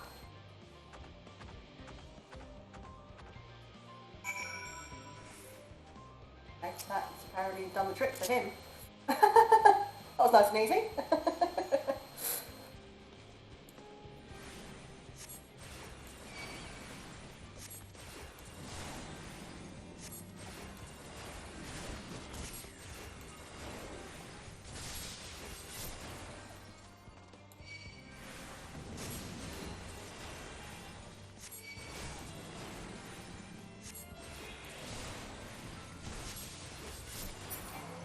Down you go. Let's help this one. Already got it. You already got him. Or XP. Yeah.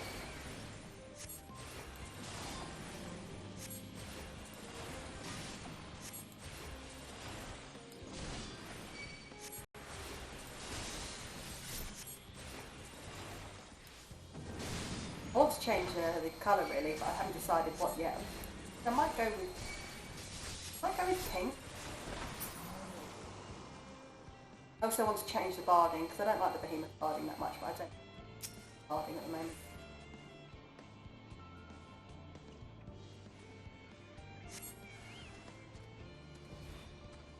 Ah.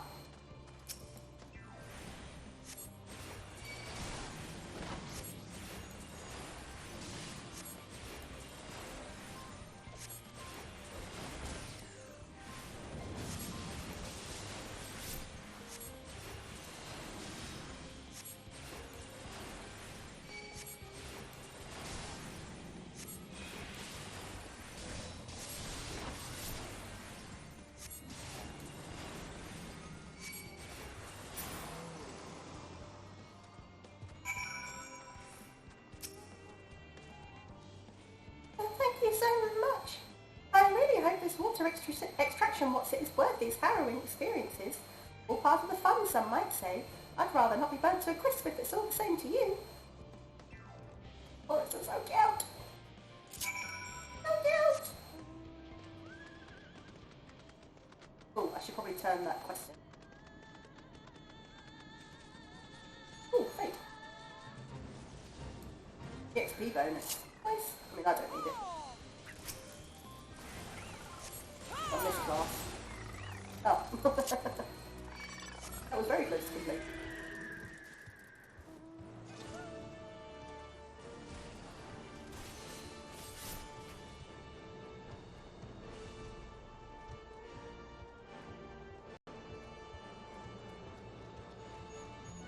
Hey, how are you? I'm good. Welcome in.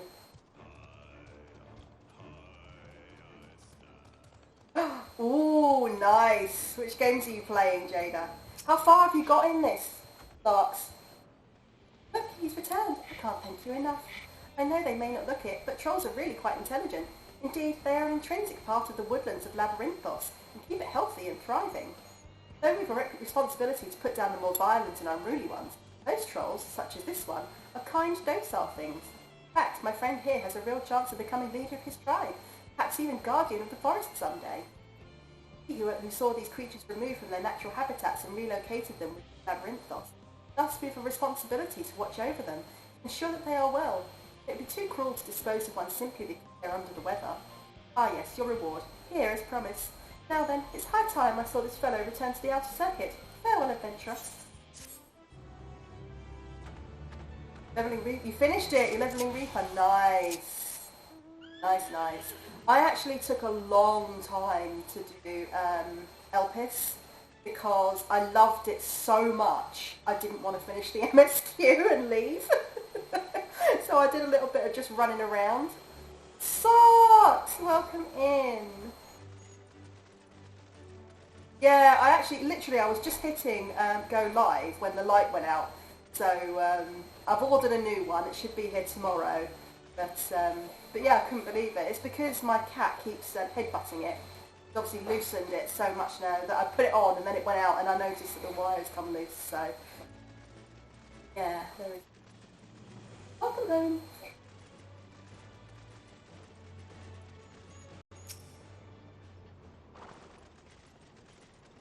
My friends, I bid you welcome to Logisticon Alpha. Our destination doth lie at the lift's top. Pray follow me.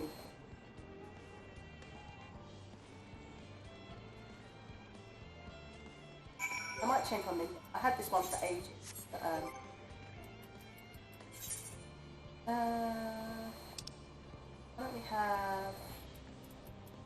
why don't we have the bun bun for a bit? Bun bun with the bun bun and the bun buns. Yay! Bun cubed. You'll need to use this lift should you wish to go to the medial circuit. You know if you're headed that way. Yeah, did you enjoy it, Lux? I know I've been enjoying it. The scene I watched last night, I was just watching it and the tears were just rolling down my face. I knew something similar was going to happen. I knew they were going to do like a memory thing because they talked about Kairos stuff. I was like, this is going somewhere. But actually watching it happen, still I was like, no! Marvellous, simply marvellous. So this is where the magic, or science rather, takes place. The perfect environment to sustain life, artificially created. The knowledge we'll gain here will be essential when you start looking for new stars for your kind to inhabit. Apparently, most of them don't even have air for you to breathe. You're all very lucky that Ffxiv just so happens to provide everything you need to thrive. Or did mankind turn out the way they are because of the available resources, I wonder? Either way, it's nothing short of miraculous, and I can't wait to see more of it.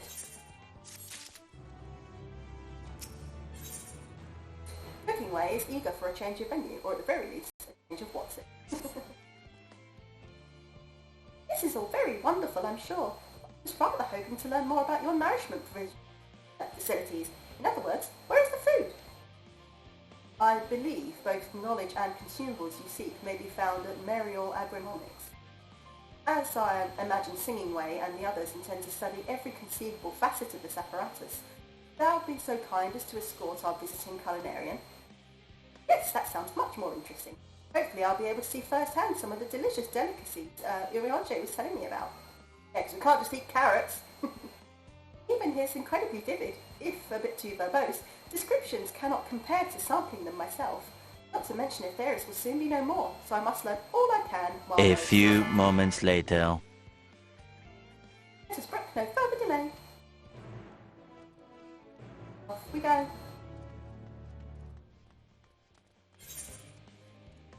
So, this way.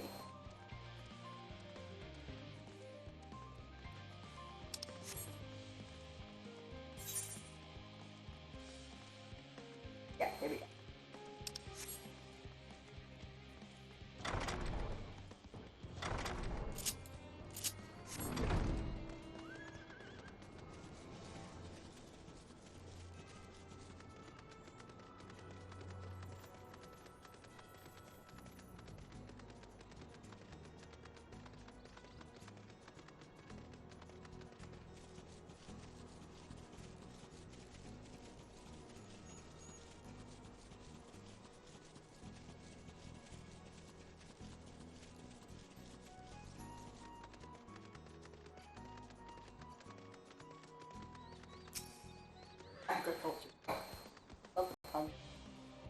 place, yes? A heavy aroma was enough to guide me here, and I spotted several of the fruit and vegetables in our compendium. I'd dearly love to try some, but I read that those who help themselves to a farmer's crops without permission are often caught and put into pies. Perhaps you could ask whoever's in charge if they'd be willing to part with a few samples. Way is now accompanying. Come on, Cooking Way.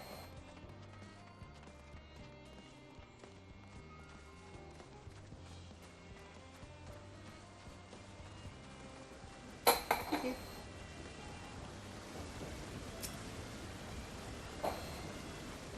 I missed this. Oh, it's you, the one who climbed down the mine shaft. No, it's been washed. I'd show you around if I could, but I'm rushed off my feet preparing for the Exodus. I'm not the only one. We've all got to find ways to do what we do down here up there. First on the moon, then on whichever star the Forum decides will become our new home. It's all so sudden, so unreal. You want to go to the moon? Well, it's better than waiting for the final days to claim us. But no matter how carefully it's all planned, we will never be able to take every variety of flora and fauna with us. Even the ones we can take may not thrive in their new environment. So many species extinct. Sorry, that's not what you came about, is it? Nothing quite so dire, I assure you. We merely wish to sample a little of your produce.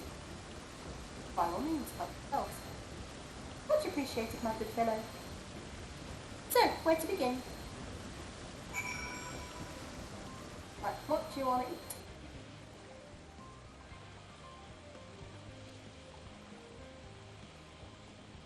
Really weird, low poly grapes. Oh, I know what these are. Grapes, yes. Let's see if they are as delicious as they look.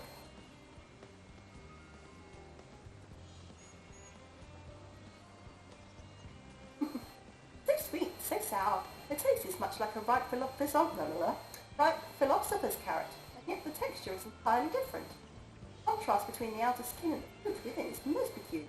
It's far from unpleasant. I think I'll try another.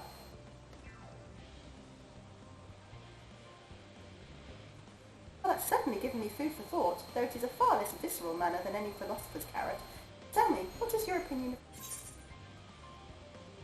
A brave and erupting volcano for a choice brunch? Meh, ghastly things. I love grapes. Now I've asked about before, but have you played around with your bitrate ALC? I have. It's gone all messed up again. Let me see what I can change right now, because it is already quite low. I have terrible internet, and that's part of the issue. And when we move, eventually, I will be looking for somewhere with a decent internet. But let me just do a quick speed test, because it looks like it's got significantly worse in the last few minutes. Run a quick speed test.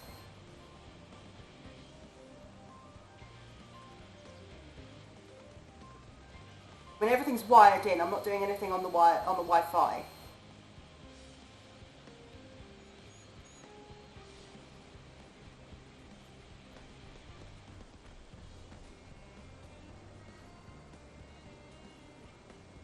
Yeah, no, it's significantly dropped. They're trying to tell me my speed is fast, but it's not. It's dropped since I went live.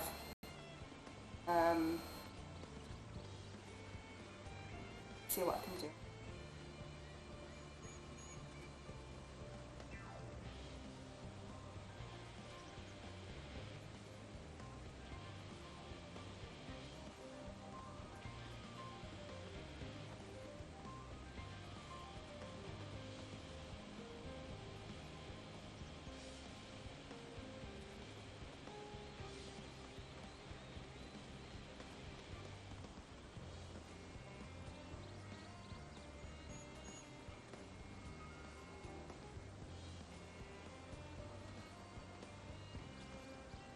Hopefully that helps a little bit.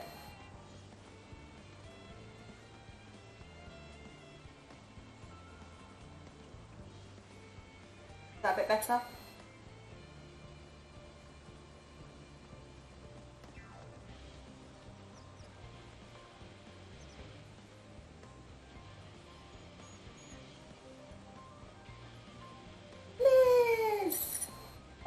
I'm good. Wrestling with bitrate as usual, but how are you? Yes, they are rather Moorish, aren't they? And from what I've read, quite versatile too. Something about people stepping on them to make intoxicating beverages, as I recall. Anyway, that's enough about grapes for the time being. On to the next treat.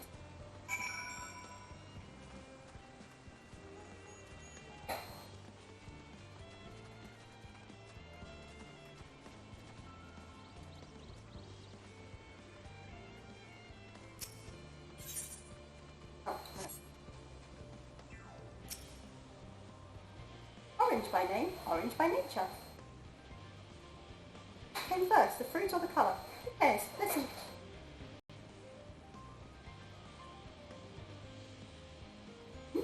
Yes, that's equal parts sweet and sour as with the grapes, yet nothing alike.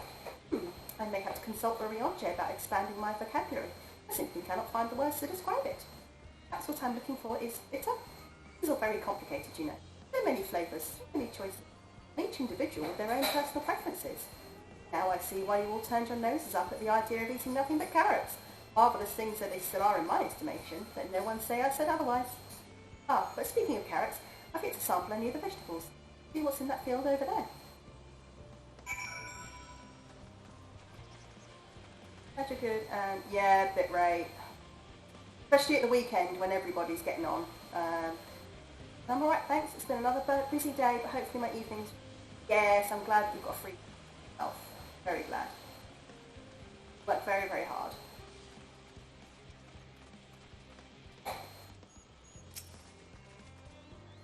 That colour, that texture, are they some sort of enormous round carrots? No, in any case, proper nomenclature is less of a concern than the taste.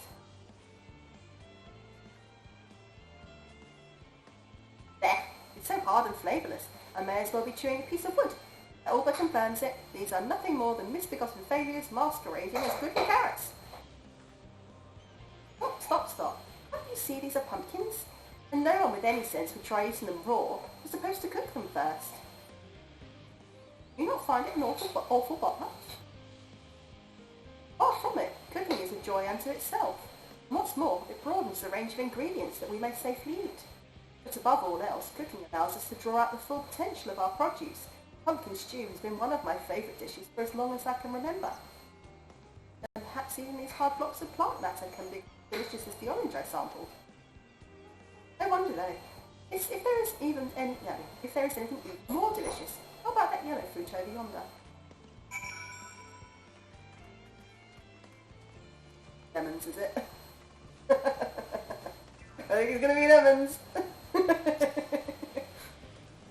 What a wondrous fragrance. Like it'll have a flavour to match. As I've no idea how these are eaten, I'll just bite into it. I can't. It's poison. Lemon. Lemon? You mean it's supposed to taste like this? Could something so similar to an orange be so revolting? It may be some time before my palate recovers from this ordeal. As such, I'd best call an end to this round of sampling. Let's say our farewells and return to the others. Aw, poor cooking way. Oh, I need to go over here. Okay. He just bit into a lemon, boy. Finished, have you? I trust you found something to your liking. I'm rather enamoured with the grapes and oranges. Let's say the pumpkin, though. I learned the hard way that they're not to be eaten raw. Then there was the lemon, the deceiver. I still feel so violated. Ah, first time, was it? I'd hate for you to leave with a bad taste in your mouth, in more ways than one. So I'll give you this lemon muffin I baked. If this doesn't change your opinion, nothing will. More lemons? Have I not suffered enough? Nevertheless, it would be remiss of me to spurn this opportunity to... Oof, a bit of sick came up there.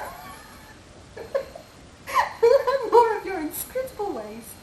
Very well, lemon muffin, do your worst.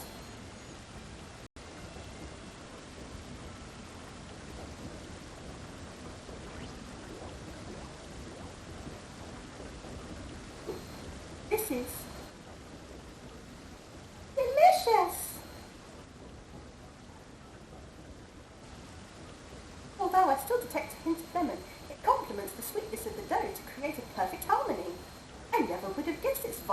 this could be utilised so elegantly.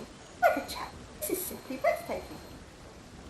We rarely use lemon in its natural state, but it has a starring role in all sorts of recipes. The same is true for many other ingredients. It comes down to making the most of the resources at our disposal. Sometimes that can even be the difference between life and death. I know we won't be able to take every species with us. No doubt the Forum agonised over what was worth preserving and what we find in history. Hard choices, but make them we must if we're to survive. Such strength of will. Now I see what I know what Heidelin sees in your kind.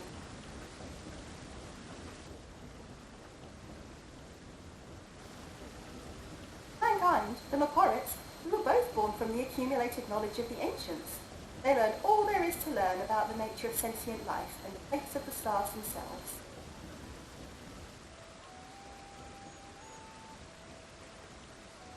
It is, isn't it? Once a civilization has fulfilled the basic requirements for survival, it will inevitably seek to eliminate all forms of negativity and perfection. Therein lies its folly and its downfall. For perfection is an unattainable ideal, the paradox of the immaculate carrot. Yet civilizations since time immemorial have deemed the pursuit of perfection as progress, paying no heed to the costs incurred in their futile quests, and all too often become the architects of their own demise, their dreams forever unfulfilled. What then is the alternative? The answer lies in knowing that our existence can never be perfect, to be content with what we have and make the most of it. Wise words coming from a little tiny bunny. When life gives you lemons, make lemon muffins. Aww. Pardon my Eorzean. What in the seven hells are you on about? Who are you anyway? Anyway, at your service, I'm here to help prepare for the trip to the moon. And once you get there, you'll be able to try my carrots. Growing all different kinds. But don't worry, there'll be room for your crops too. We'll work together to preserve as many of Ffxiv's species, if you're up to the challenge. Yes, of course. I look forward to it. Oh, this has all been highly productive, probably. Let's go and see if Urionje and the others have run out of machinery to inspect, shall we?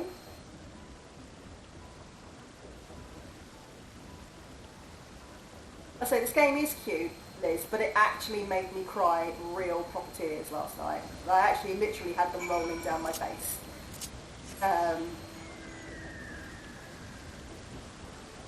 Where is he? Yeah, it was so bittersweet and sad and perfect last night that I was just like, just watching it and just letting it happen.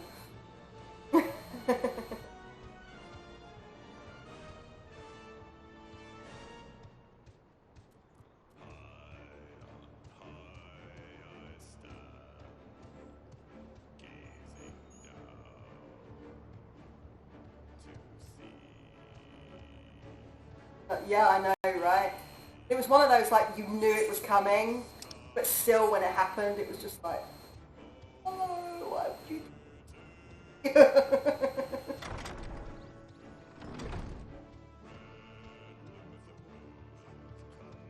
It won 2 awards at the Game Awards last night. It won Best Ongoing Story, Best Ongoing Game, and Best Community. That was most enlightening, especially the part with the lemon muffin. Actually, I was wondering, do you know of any other places famed for their cuisine? Limsula Minster is home to the Culinarians Guild and many less than savoury establishments. Far East has oodles of noodles. Oh, which one do I say? I would love to say oodles of noodles, but Limsa is home to the Culinarians Guild. The oodles of noodles is fun to say. Good that I had time to visit. The more I learn of Ffxiv, the more I wish we could spare it from the final days. Alas, Heidelin's orders are to flee, not to resist. There was some other way.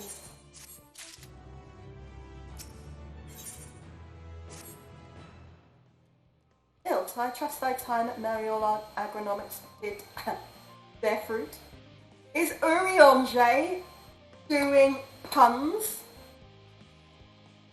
Excuse me? Is Urionje doing puns? Wow. Wow. Our own efforts too were rewarded. We now possess an embarrassment of educational riches. No doubt our guests' relentless pursuit of knowledge could occupy them and us for a fortnight. Alas, time is of the essence. Let us return to Charlotte and Hamlet forthwith. I shall gladly attend to each and every loperet there should further questions within my power to answer arise.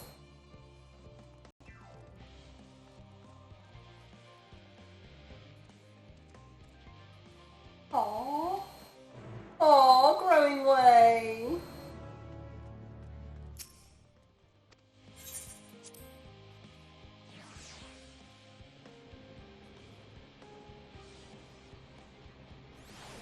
I don't think they could have made the loporets cuter.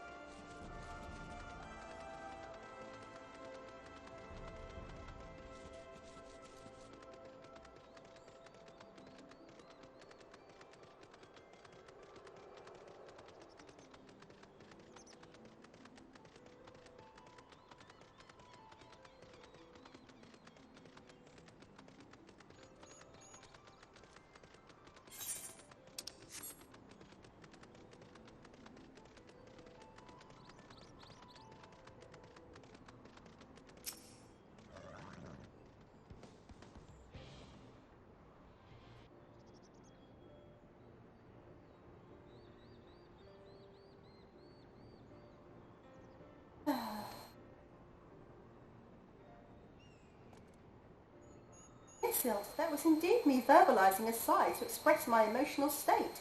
Do you want to know why? Because I saw the reconstructed environmental data for Aetheris at Logisticon Alpha, that's why. A forest so lovely and so leafy. Are all your forests like this?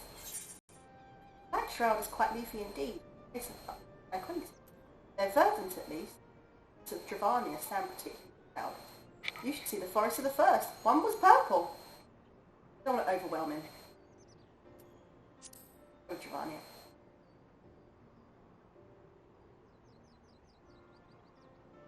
Oh, gasp! Gasp, I say! The star so wonderful. It's no surprise that you're reluctant to leave it behind. The fool to think otherwise, to assume that the moon was something worth being proud of. How ridiculous we must seem to you. Trying so hard, yet achieving so little. Oh, not at all. Her works are no less worthy for their uniqueness. I thought I heard tiny voices.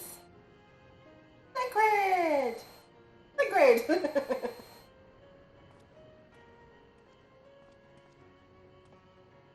How didst thou fare? Oh, I was able to glean a fair bit from the researchers while helping to move their cargo. Preparations have proceeded without interruption here, despite news of the coming end. We have the forum's leadership to thank for that.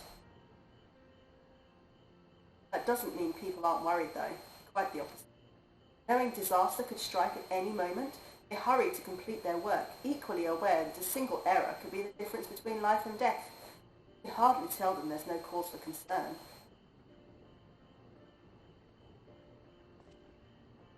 Perhaps not. Though aided by a goodly growing way, we may yet find other ways to lighten their burden. Me? Be of use to people? I'm honoured that you would think me so capable, but I'm not sure that I'm up to the challenge.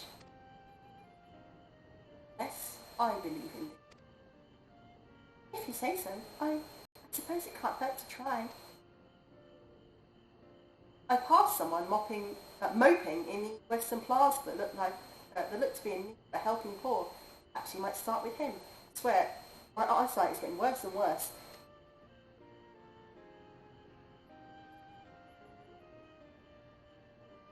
This is as good a place as any. Come.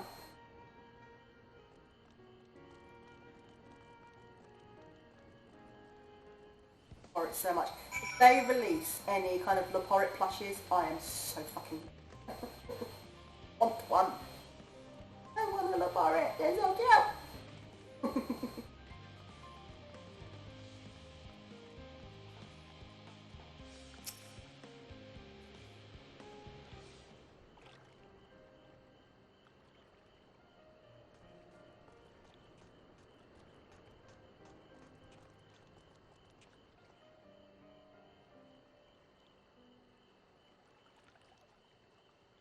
Oh, can I help you? Blah, blah, blah. It is you who would help me. My anxiety truly so obvious. Burden shared is a burden eased. Pray, tell us of our troubles. Little fellows do look like good listeners. I joke about their ears. I'm an engineer, you see. What they say of the ship, the son of decades of Charlene ingenuity, is built with peerless Alagan technology. True, but I know that none of that's a guarantee. Never before launched a star-faring vessel, let alone flown it in the great expanse. All the tests we've run have been on the ground. Only operational personnel and cargo will be aboard for the first voyage. So, if it fails us then, what do we do? And if it doesn't, it could fall apart on the next flight, or the one after that. We've done everything we can to prevent that from happening. Hardly matters. We thought the ether burner's design was flawless too, and look how that turned out. Thou art familiar with these most daunting technologies, and thus dost thou hold the power to allay his fear. Oh, I'm not sure about that, but, well, maybe you could tell me if there's any aspects of the ship's design that you're especially worried about. Our ability to walk about and perform our tasks, for one. I've designed a means by which to employ gravity, a spatio-temporal spell, to regulate the environment. But what if it's not strong enough? What if everyone floats away and begins crashing into things and left the star? Ah, gravitation. Maybe I can be of help after all. Out there is not so different from down here. The same rules apply, and you consider them as part of one great big cosmos rather than separate places. Off they go.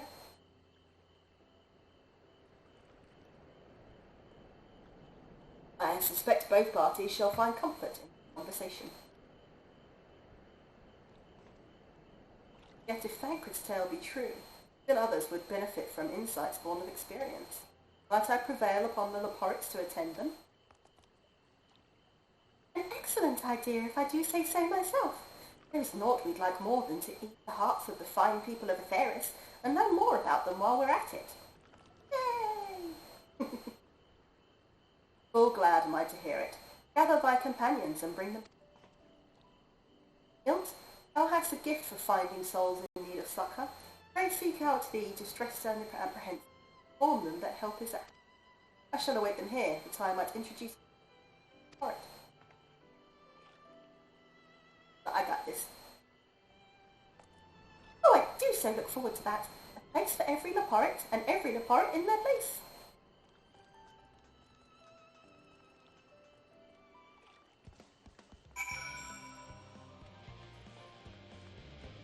Not rounding up. Oh, I did. Haha. Unconcerned Gleaner. Apologies, but I am awaiting a delivery. Whoever it is will have to wait. Too busy to chat, for his benefit or otherwise. Never too busy to chat with the fucking champion of Eorzea.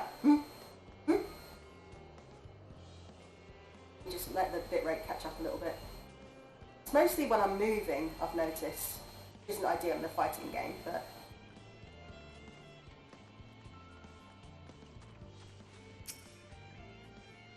Concerns? No, there's no point in worrying at this stage. It will only make the work go all that much the slower. Hoping well.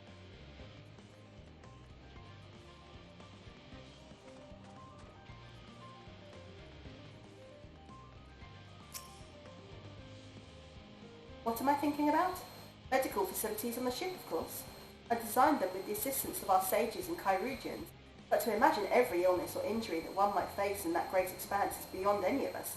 say nothing of the effects that living out there indefinitely might have on the body. The crew from the moon? Why did I not think of that? Hey, lady. Right.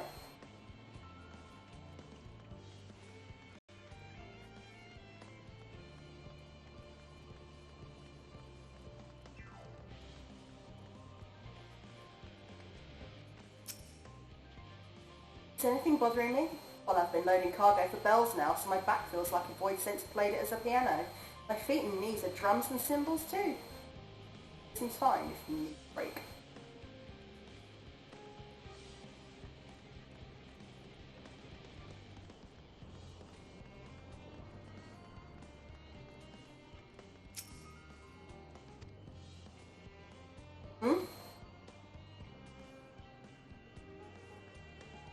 Consult our collaborators.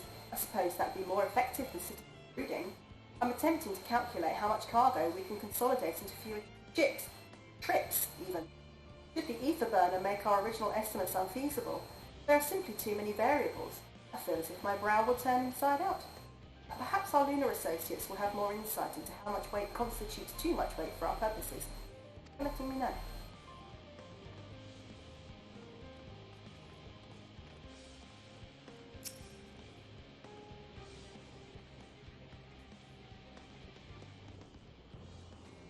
My face? What's wrong with my... Ow! Perhaps I am a bit tense. I was tasked with ensuring that the proper fauna, and only the proper fauna, are brought with us to the moon. However, the suitability of a few species is still under debate. I can hardly make the decision myself when I know so little about the environment up there. Including the Leporics in our discussions is a wonderful idea. I absolutely will, thank you. Perhaps their biology itself might offer me some clue as well. Down, 5 to go. Irascible administration. Yes, you idiot. Have you seen an envelope lying about? This imbecile refuses to give me the alchemic I ordered without that bloody slip of parchment.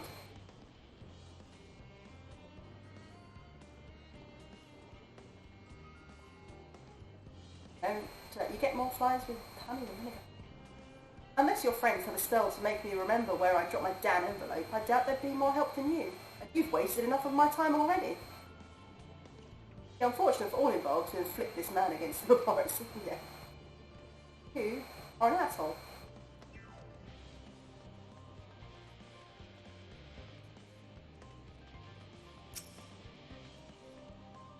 Ha ha ha! The end of the world is nigh, yet the work goes no faster. Schedules are temperamental things, feasible one moment, utter bollocks the next. And yet, I've never felt so alive! Okay, this one is beyond your help, only sleep can save her now.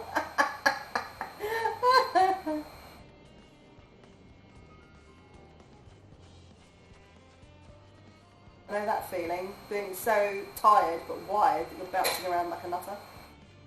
I've been there myself.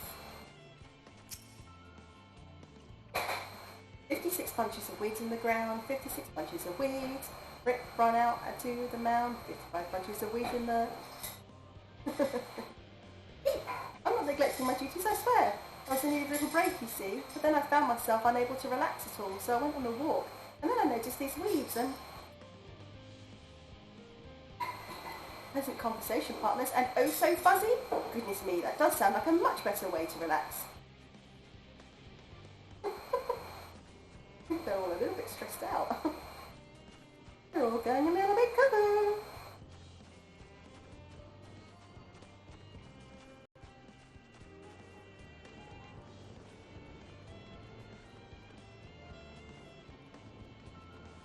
The last ones are always the hardest ones to find.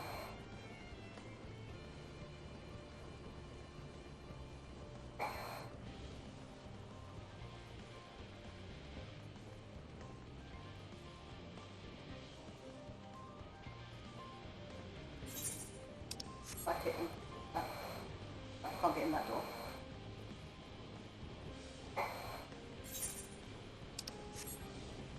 By chance? I want to have such a big circle if I can't, if nothing's over this way.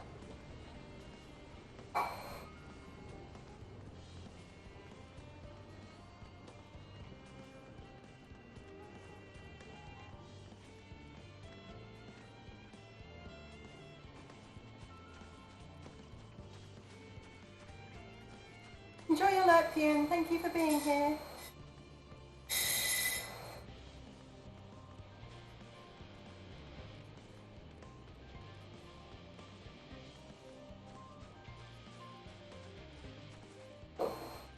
Hello, Smelly.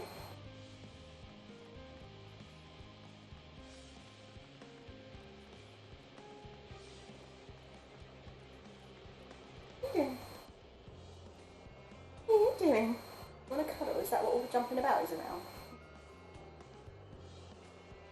Yeah, maybe in the cold room.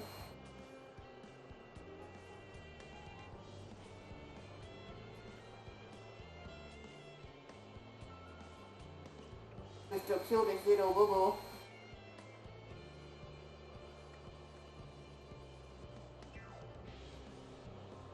Off you go. Running and jumping about like a silly.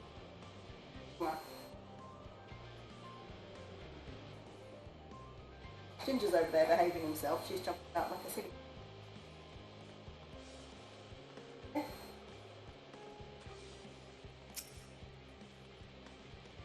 Worries. No, I believe I'm fine, thank you.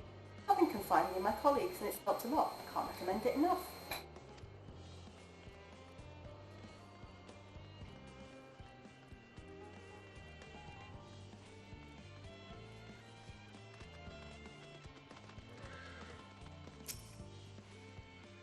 Have you heard of anything of what's on the moon? I've no doubts that we can make it up there, but the searching for a new star part of the plan sounds awfully vague to me. I asked the forum, but they will only tell us that our collaborators have everything under control.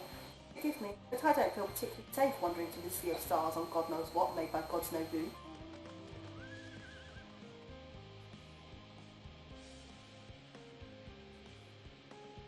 I mean to say I can speak with them directly. Lindsay, I hope they like questions. May as well get rid of. I don't know why they bother putting check. It's like, by this point we've all got them.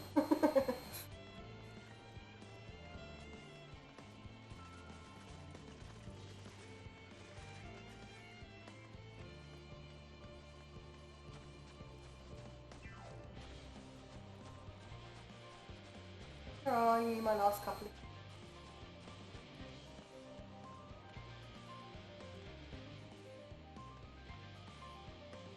You've got a wind-up Julia Chai? Oh, and she's got a little baby China's with her. Oh my god, I want it. I want it. Let's have it.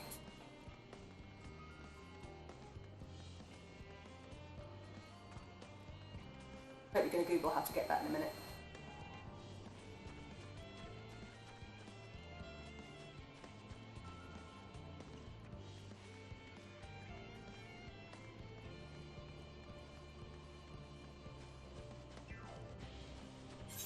Big old area to surf. I feel like I've been the whole thing. I've definitely been up there, so unless I... Ah, hey, someone over here. Hyperventilating in... By the gods, my chest is tight. I'm dying. That's what dying feels like. Oh, do pardon me. I didn't see you there. There is no cause for concern, I assure you. No cause for concern, even though we may need to depart at any moment, and if the hull I design buckles under the strain, the entire vessel may explode on launch, claiming countless lives and dooming all mankind. That's highly unlikely. Yes, highly unlikely. Highly... Officers can help me triple check for structural flaws, you say? Why, that should be wonderful. I'm breathing more easy already.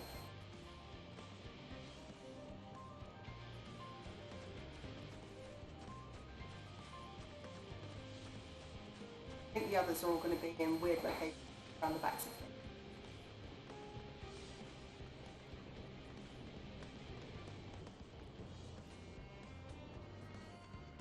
Aha! I just didn't see you when I ran past earlier.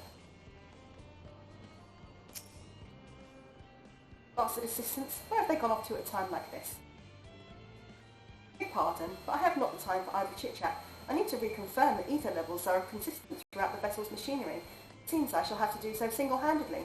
I swear when I find those assistants of mine. If the pirates are willing to help, why didn't you say so? At least they won't moan about how they checked 24 times already and haven't slept in weeks. Lazy sods. Right, one more. One more.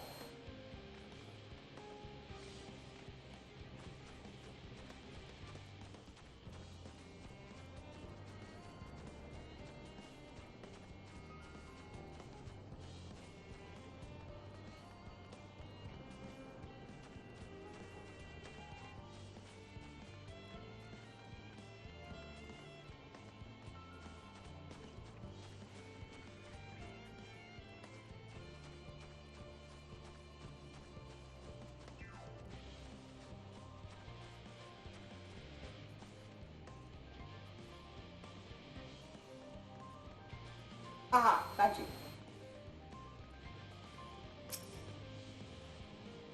How might I help you? Oh, please be someone. Why, what a lovely idea. I too noticed people becoming rather tense, so I rushed out to pluck some fresh and fragrant tea leaves. Now I need only track down 100 or so cups. Don't you worry, I can manage. I hope your plan to cheer everyone up goes well. The woman is better doing better than you are. No, that's not the person I need.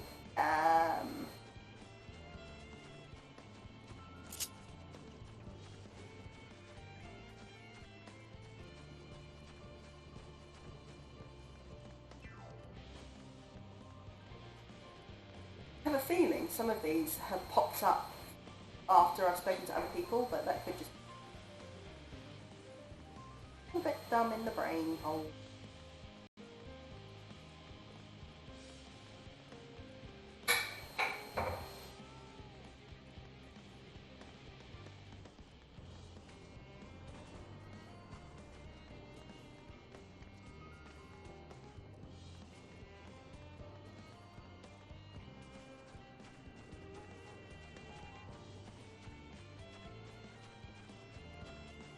Where are you, last person?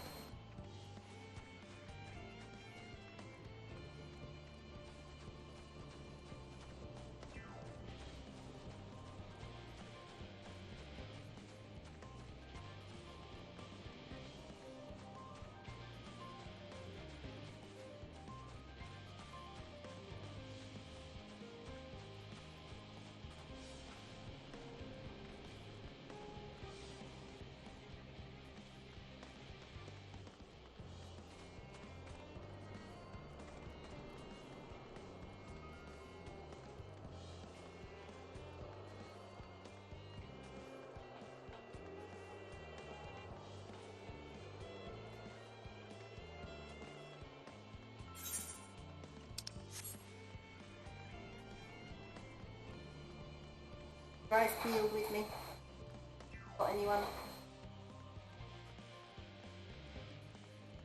Oh, oh, oh. There.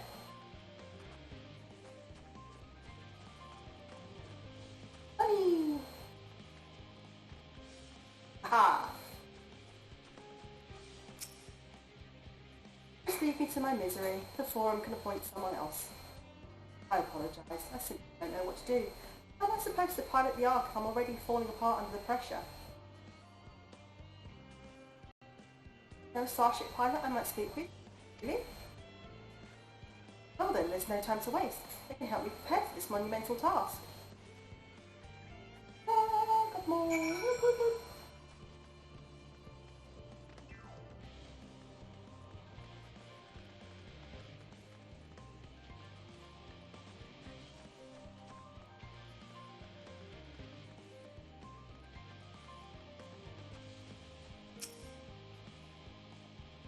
Hold, Ilt. Thine efforts worth has spread throughout Labyrinth. Verily, to a far greater number than we anticipated. Livingway doth gather more pirates as we speak. I shall assign each in accordance with their skills, that new bonds of friendship might be forged. Greater matters require not thine attention. Over them, I pray thee.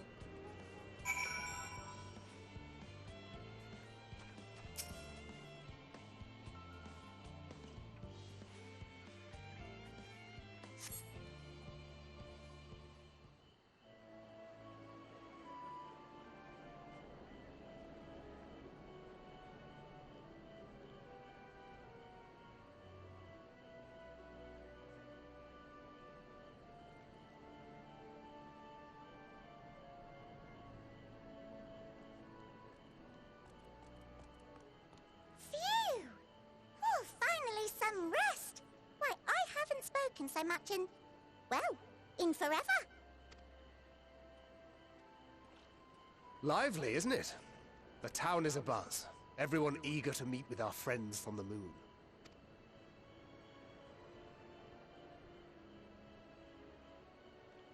It would behoove you to consult with Sleeping-Way. As our moon's pilot, his advice should be most pertinent. I'm impressed. Truth be told, I struggle to tell one from another. No offense intended, of course. None taken. After you and your friends left Mare Elementorum, we spent no small amount of time with your Urianger. Oh, the conversations we had. He told us all about Atheris, answered our every question, no matter how trifling or trivial. Look! Every page filled to the margins with knowledge. When I first arrived, I was struck by how little I knew. It was daunting. But then I realized that, were it not for Urianger and his teachings, we'd still be stuck on the moon, gazing at your world and wondering what we've been missing.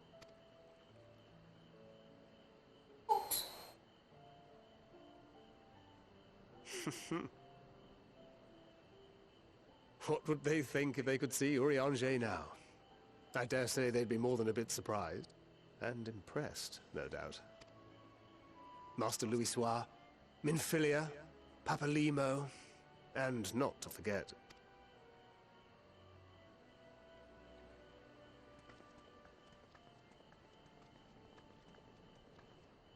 Oh there. Heard there was a visiting expert who we might bother with a few questions. Right, Mimi. I take it you'd be the one. I think she's having her nutty half hour.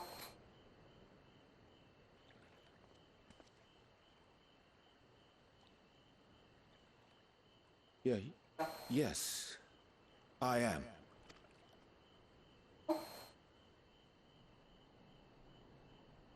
Wilson and Blovida, Sharlayan's foremost researchers in the field of teleportation magic, and Moonbreeder's parents.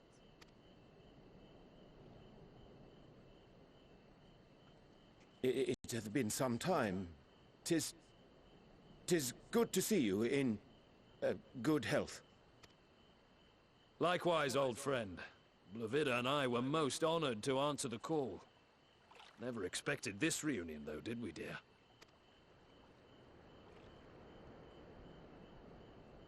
Alfei, the nerve. Sending that letter, then running off to the gods know where.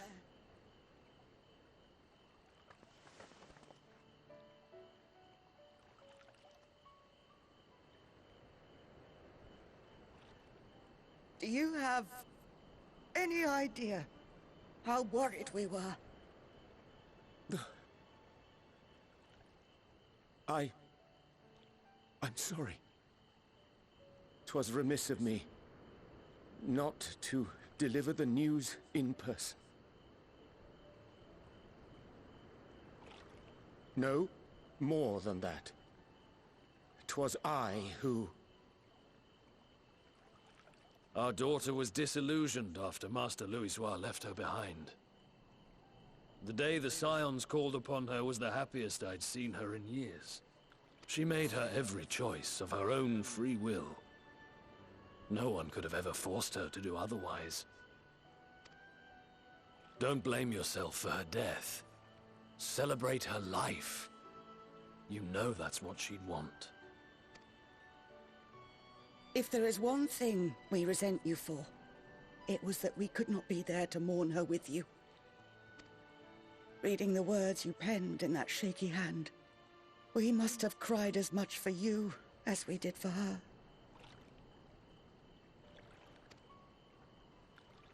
Damn game, keep making me cry. I'm sorry. I truly, truly am. I knew not what to say. Knew not how to express my feelings.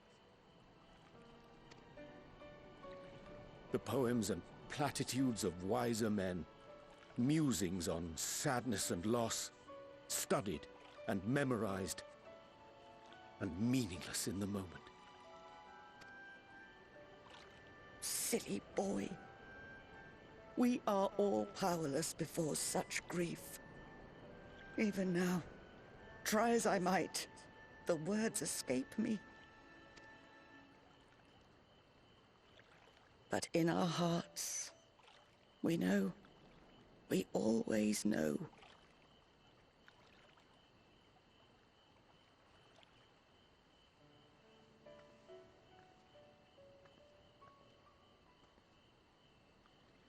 I remember when you were young, how the lads teased you for choosing the company of books over others. Our moon didn't take kindly to that. Be nice to Urianger, she'd shout, and give them a walloping. No matter how many times we scolded her. So we offered a suggestion. Rather than starting fights, why don't you be the bridge between Urianger and the others? She had to mull it over for a while. Arms crossed, brow furrowed in intense thought. But from that day on, she never let you be alone. She'd drag you outside to play, pepper you with endless questions, read the same books you read, all to try and understand you that much better. I'm sure it was annoying and exhausting at the time, but she only ever had the best of intentions. And look at you now, at the center of the crowd. The reason there even is a crowd, having brought these people together. You've no idea how proud we are. To see the boy, our daughter, trusted and believed in more than anyone, grow into the man she always knew he could be. I can see her in you too. Feel her. She walks with you wheresoever you go. So thank you, Urianger, for being who you are.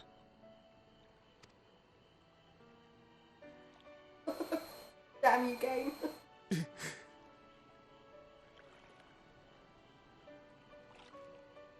I think I can feel her too.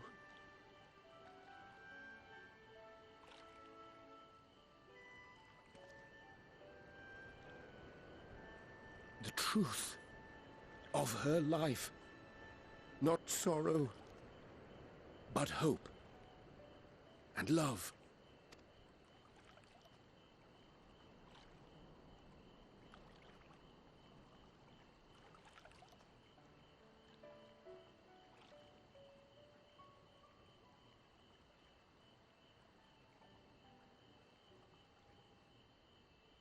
This moon breeder.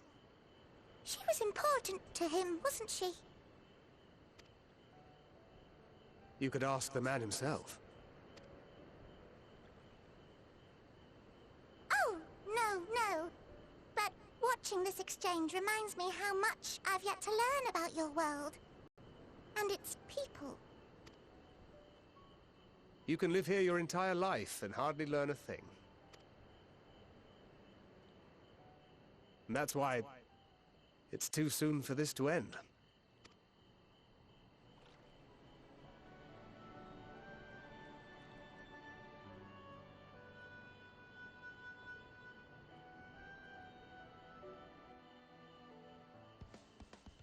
That right there, why people that have bought skips. For alts, I totally get it, because I've already played it. But people that have brought skips for the first run of this game are missing out. That scene would have meant nothing to them. And yet to me, it made me cry. So much wrapping up and, you know, we were there when Windbreeder died, Urianger wasn't. Classical Regadan language isn't so different from Eorzean. Ever wonder why we named our daughter Moon's Bride? When I first held her, the moon was shining silver and full. The whole world seemed aglow. Who it had chosen? That self-same light. Of course, we'd later hear our fair jokes about how we ought to have gone for sun instead, how bright and stubborn she was. Fiery as my moon breeder was, she always was kind and gentle. Oh, you must be one of the Scions, correct? Thank you for caring for my... The time she spent with you was all too short, but I know she was proud to have you comrades. Ffxiv is too, I'm sure, and I certainly feel better for knowing after him. Yet he comes.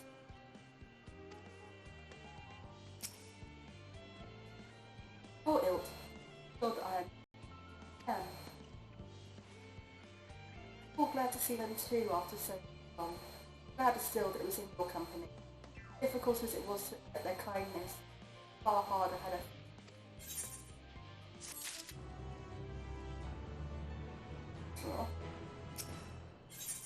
game! Thou hast my gratitude for lending courage to the Laborets. Not disposed to rest on their laurels, several of our guests have elected to accompany my country. Some few may still come hither seeking counsel, though I shall remain to aid them as thou art needed elsewhere. Do not let me. As a matter of fact, I was hoping you might check on Alize. Last I saw, she was struggling to carry an enormous pile of boxes out of the West Gate. I could go myself, but we both know whose help she's less likely to score. Not to mention that, much to my misfortune, I can think of several other things I ought to be doing. Until later.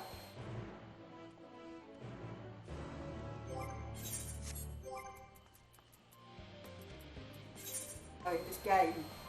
I mean, if you thought that Shadowbringers made you feel things, calling it Feelsbringers, looking back on that now, Endwalker is so much more emotional.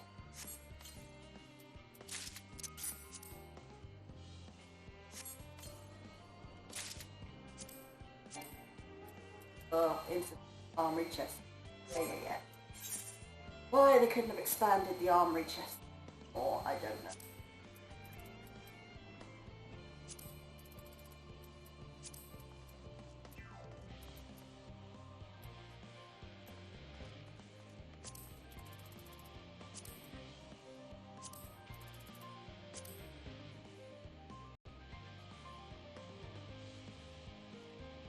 A lot of noise going on.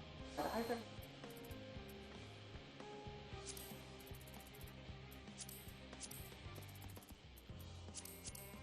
a little bit of space.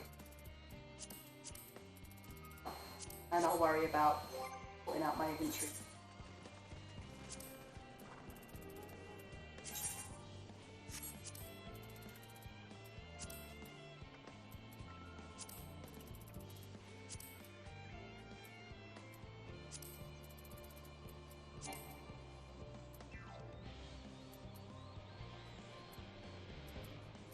Oh, it's big.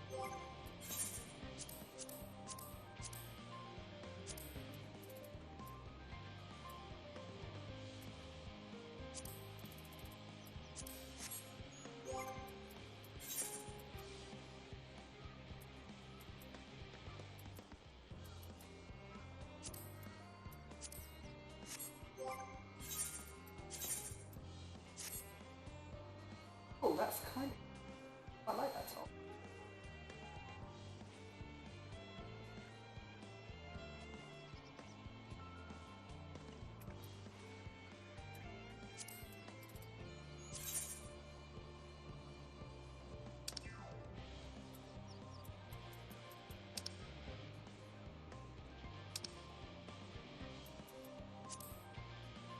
Very bright.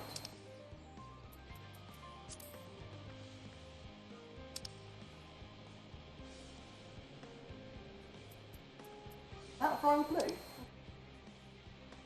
Oh, I like that. Go with lavender purple.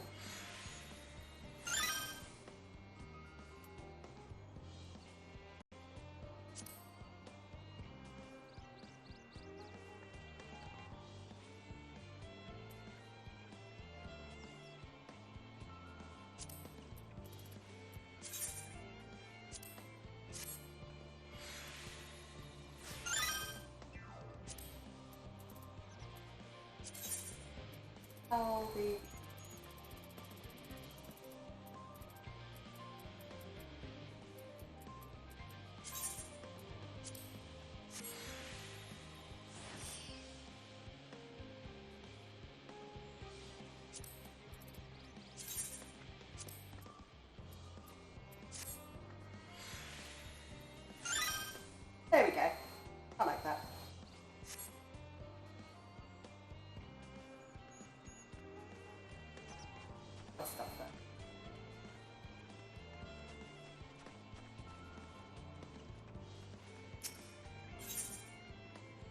in a labyrinth boss.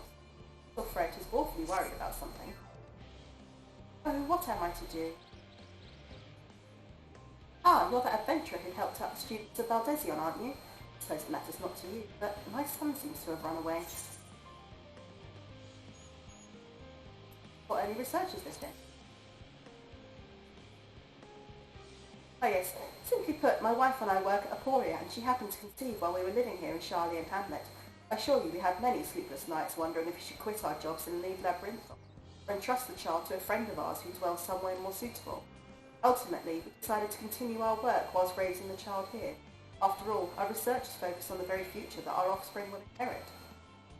The issue is, however, that the magic that prevents us from revealing anything confidential is too potent to be used with children. Of course, we can't allow the little one to roam freely. No telling what he might impart into others. So he has spent his entire life thus far within the confines of Charlie and Hamlet. Recently had a slight spat with him, and, well, he decided to flee. I imagine me going after him would only make things worse.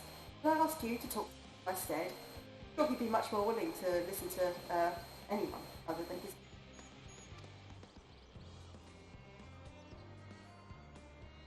Thank you. Verpolain, my boy, is most likely in the pass to the east. I cannot imagine he struck out any further on his own. I'll read my notes here. Okay, so I've still got 4 more to get on the land in Labyrinth Boss, but it could be on any of the levels. And 3 more. So 1 will be the main quest. There's this one, so I'll need to keep an eye out for 1 more.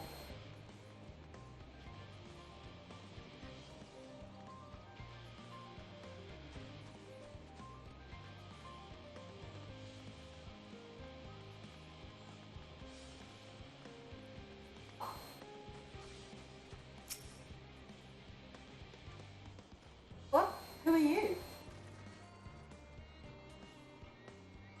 And he's one.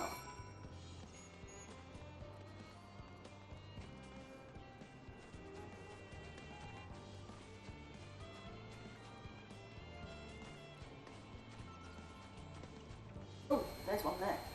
Make that while we...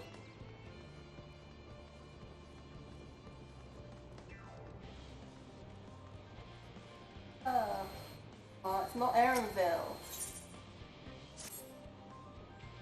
You're a visitor to Charlian, aren't you? You have a worldly look about you. As a gleaner, I too have journeyed far and wide. Tell me, what is the farthest you have ventured? Far east, another world I cannot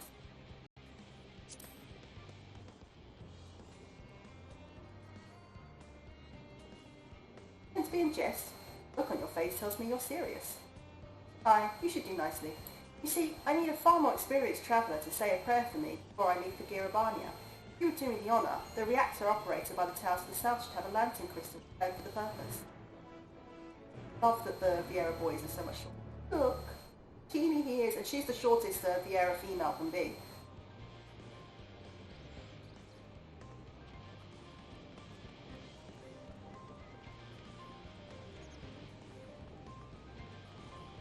That's one is probably behind that.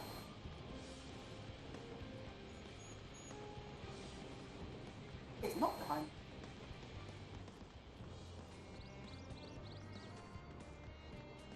Lie out in the open. Very good place to hide, mate.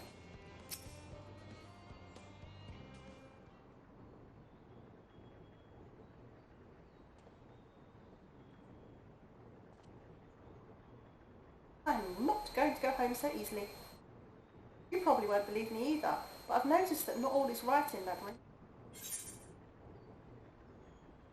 I'm telling you so.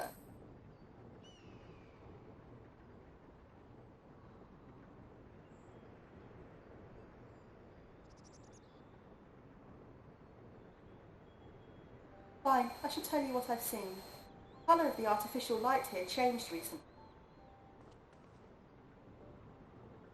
I'm sure most people haven't noticed.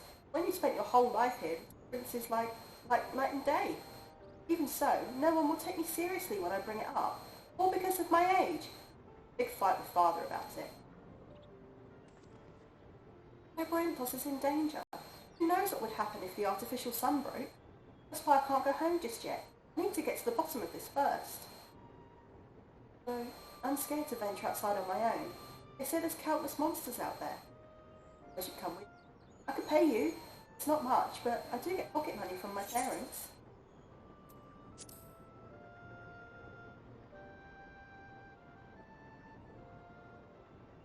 I thought you were different from the rest, but now you're treating me like a child too.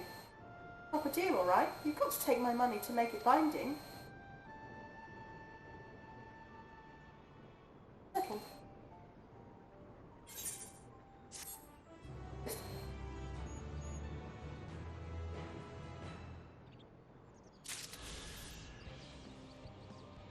Oh, I only didn't find him. Nice. I won't bother with the rest of that just yet. I will do it, but right now I want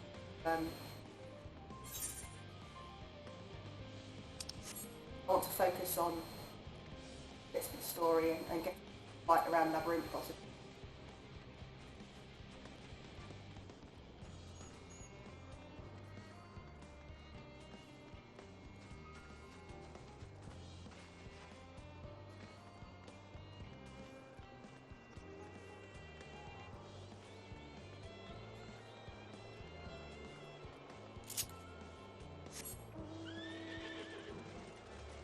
Horse back!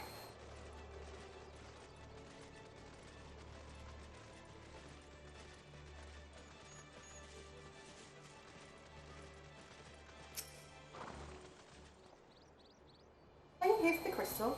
I hope it does some good for that cleaner. Those folks need all the luck they can get. Lanterns light the way through the darkness, a tool which can make the difference between life and death.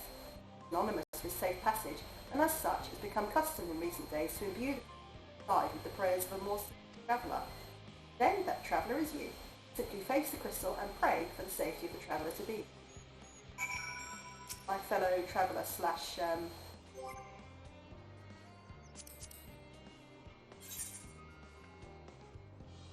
you can kneel and pray, or can I just pray?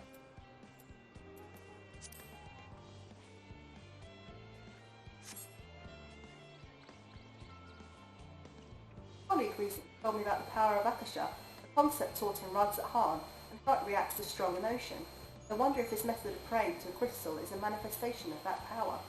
Well, that should about do it. Good luck, your prayers will help guide the gleaner safely through the perils of his journey.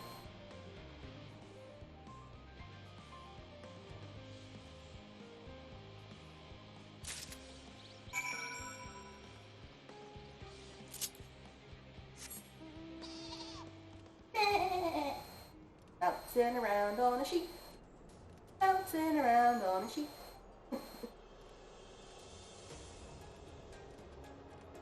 That was a little feet, look at it.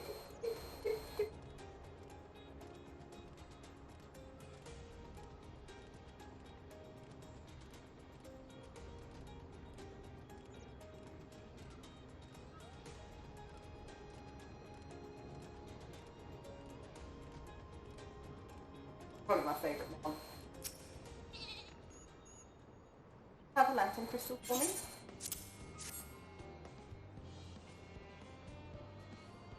You have my thanks. Your prayer fueling its light, I have faith that it will keep me safe until my return. Now I depart for Girabania. Hope your travels are successful as well as mine.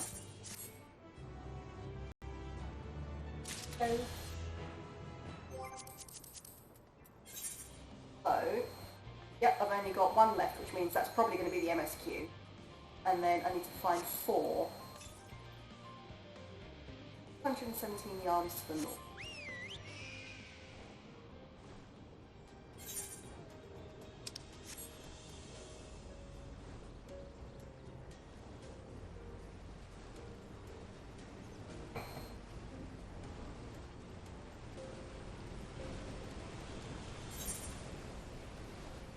I don't remember that. We'll worry about that another time. Let's just go on and do quest. Ooh, the dress matches the yol.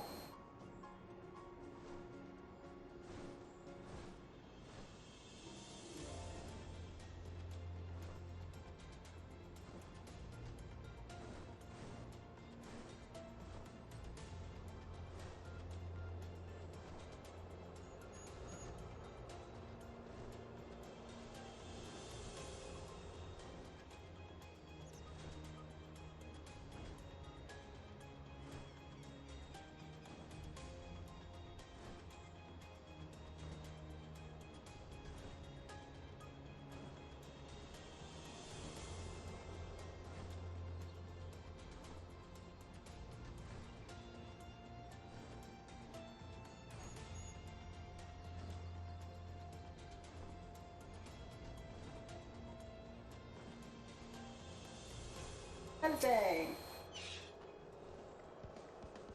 What are you doing out here?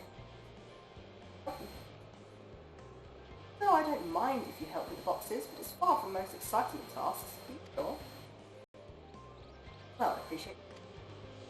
Get these to Aporia. Time is short, of course. Full of organic specimens and samples. Try not to be too bad. Alphinaud should be waiting for us when we arrive. I'll see you there. I have 3 minutes to complete.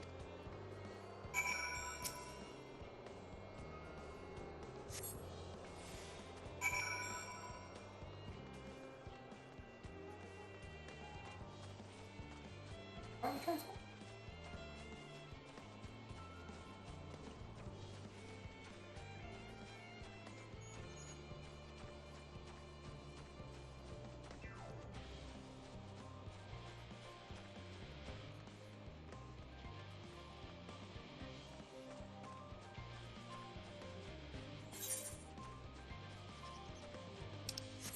Alright, so we've got 3.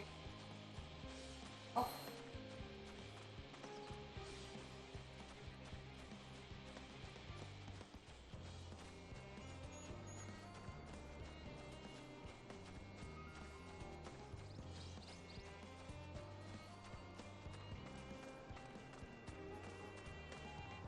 There, boy. You're helping with the crates. Wonderful. You can put that there with the others.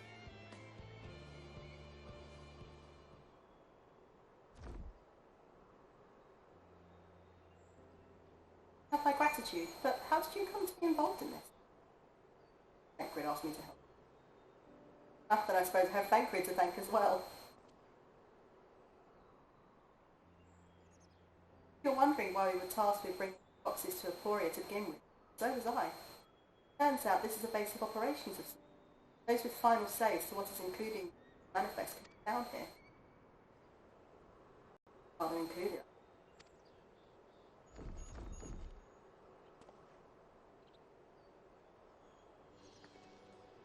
That should be everything.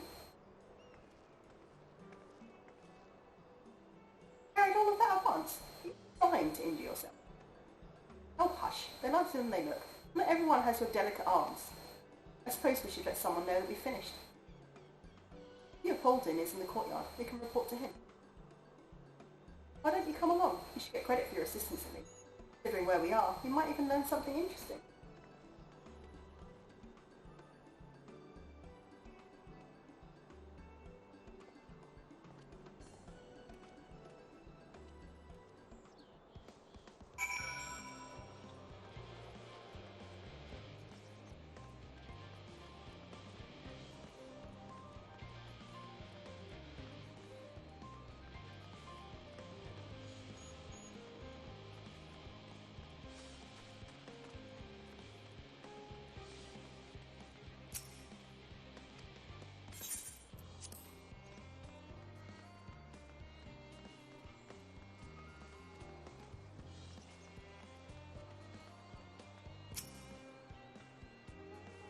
Never ends, does it?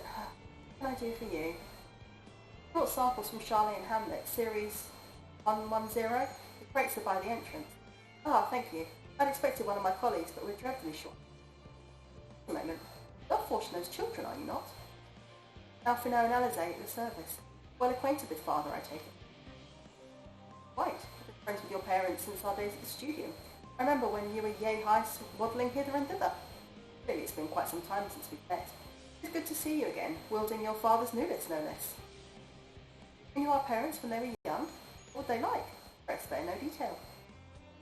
But nothing more than to regale you. Alas, I am meant to be in charge here, and reams of paperwork want to see. I can help with that in exchange for the sorts of stories our parents would never willingly divulge, of course. Very well then. There happens to be 3 sets of documents I needed delivery, so how about you each take one?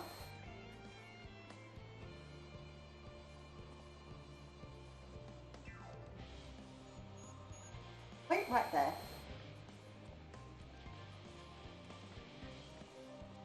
No, I don't want you to turn off TV. You'll find a forum representative waiting to collect these near the southernmost structure. I hope I haven't kept her waiting too. Never mind Alphinaud and Alizé. I'm certain they'll be back soon enough. documents to the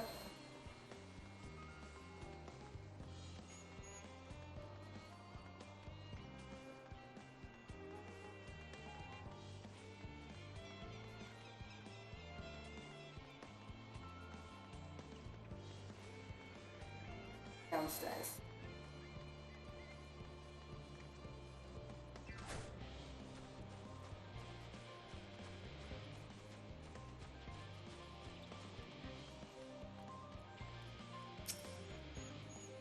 Are you not one of the scions of the Silver Store? Thought you were meant to be working on the ether burner.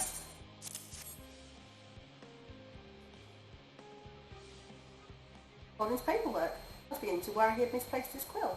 Appreciate your help in seeing the documents to my hands at last. As for your other task, pray keep this between you. I sincerely hope I will succeed. The Exodus is, without a doubt, the most monumental undertaking in the Forum, so we must be circumspect. Risk is a privilege, not to afford ourselves. At its heart, however, Charlian has ever been a nation of the curious. It would be a tragedy indeed if we were the ones to stymie your pursuit.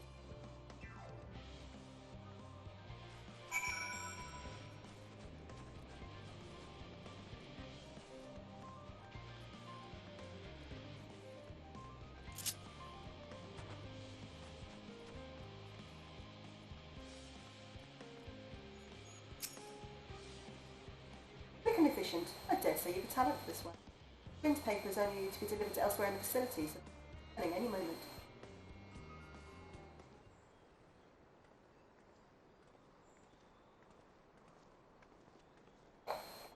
We return with not a scrap of paperwork remaining on our persons, you know.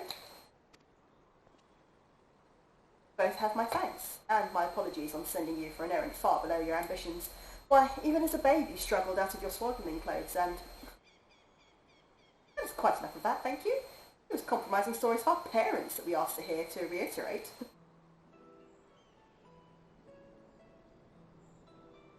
Of course. I've known your father for so long, I must have something. Well, as you know, part of why the Leveilleur name garners such respect in Charlian is your family story. You can trace your ancestry directly to them came aboard the Ffxiv Hope, lineage you can... Not much of it myself. Not as though our forebears founded our nation, they were simply there when it happened. Nevertheless, it has tradition. When Ffxiv's pronouncement pronounced this way the ways of war and pursue enlightenment through knowledge and reading, never been our family's creed.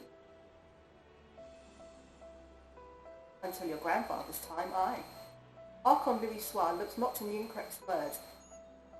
He asserted in defiance of his peers that choosing to save the great and the small from the rising tides true mark of our founder's virtue. Perhaps it was his expertise, knowledge of ancient prophecy and the fall of civilizations that led him to eschew conflict at every turn was to consign mankind. There will ever be conflict, and calamity will follow. Thus, nor the plight of those one might conceivably save is not. You remember his words well. Archon Louis Soir lived by that personal creed. Every means at his disposal to bring succour to those. Charlian. One loved and admired your grandfather more than his son. Yes, yet Fortunato could not reconcile Louis Soir's death with the philosophy of their forebears.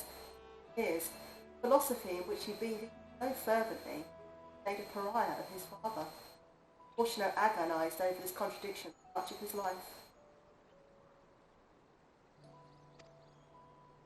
The son may carry his father's blood. Choices are his own to bear.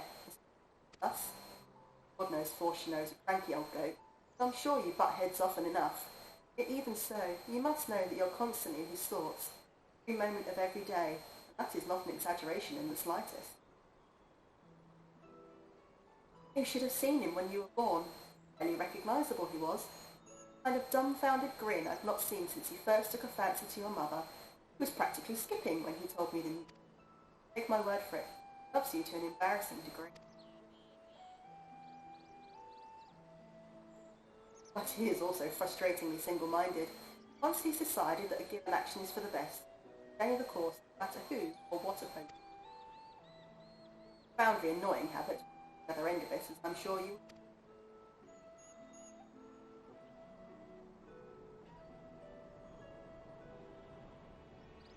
I'll say, Thank you for your insight. Our parents, I shall mention them.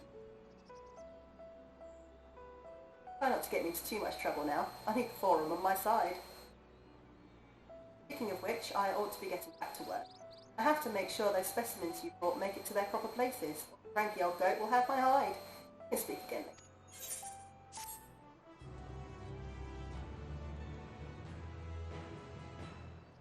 Cranky old goat indeed. Hail, you three! Raha, surely Cockhole hasn't driven you out of the forge already? Better or for worse, no.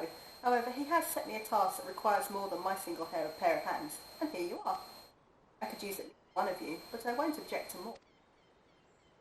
Fortunately, Alize and I have prior commitments. Way too long. What about you, Ilt? Can you spare the time? Perfect. This didn't take long.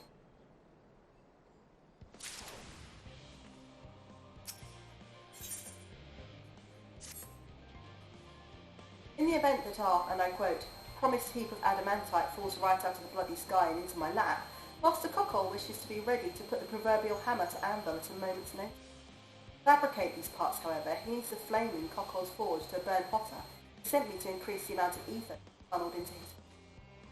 Though fire aspect of ether Labyrinthos is regulated by an elemental reactor south of here, which I have borrowed the key. The adjustment will require 2 people to carry out safely. I can explain the process. What then? Darlene Hamlet wants the adamantite arrives, if not before. Welcome back, Hune. This way then.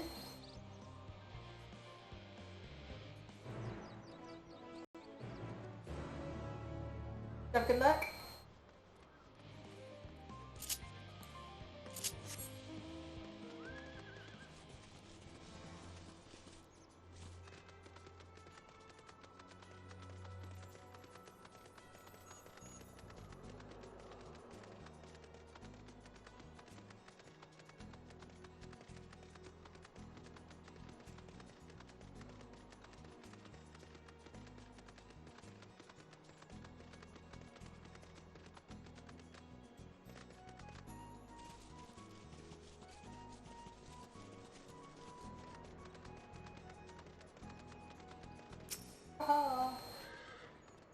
We delivered some stuff, rounded up some people, missed a very heartbreaking scene between Urianger and Minbreeda's parents, which made me literal cry.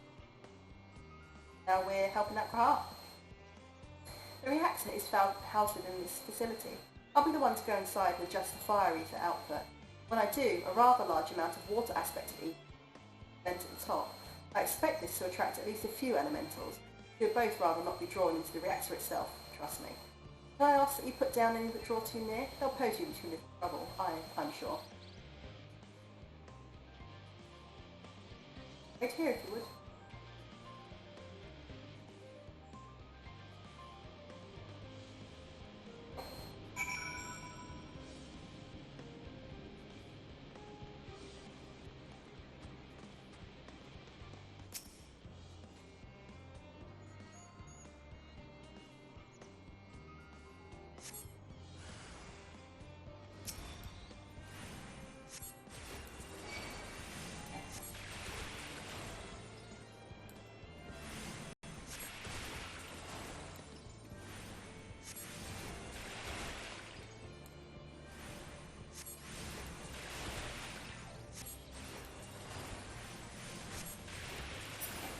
Gotcha.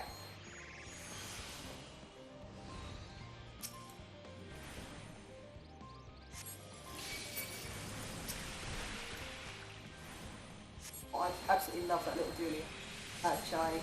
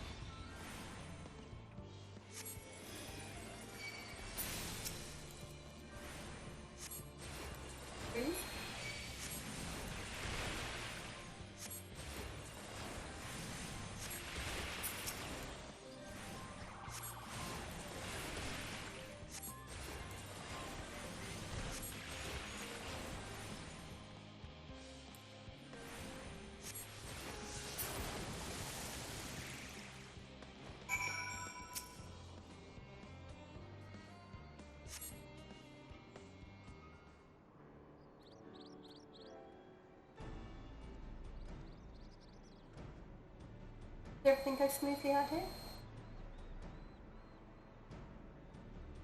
Not as much. No major complications inside either. And the water ether appears properly. I expect Cockle will have seen a difference in his forge flames by the time I return.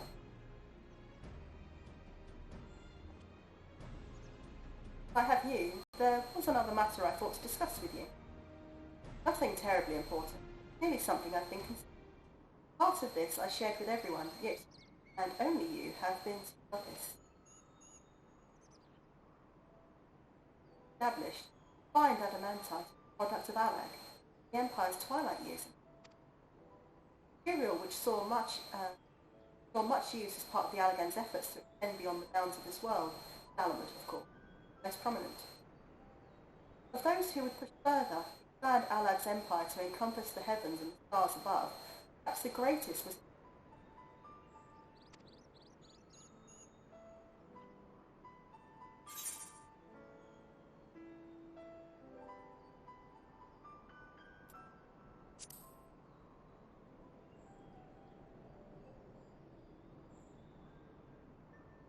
own reasons. There is no evidence to suggest that he retained memories of his former life.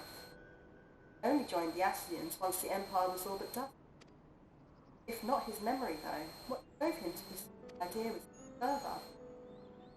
This may seem far-fetched, but what if souls, like minds, have a personality, so to speak, a natural disposition towards which they are inclined? I know with relative certainty that it was the gross decadence and inexorable decline of Alag that moved Ammon to resurrect Emperor Zan. The Empire's people spoke lightly of death and destruction, experimenting on those they deemed beneath to fill the emptiness in their hearts. Facilitating Zandi's return, one provided these languid souls with the means fire of their own indolence. Would have Zandi not been convinced by his own death that life itself was meaningless. Ammon's desire for his countrymen to conquer the heavens would only be a means to the same end. Still the people,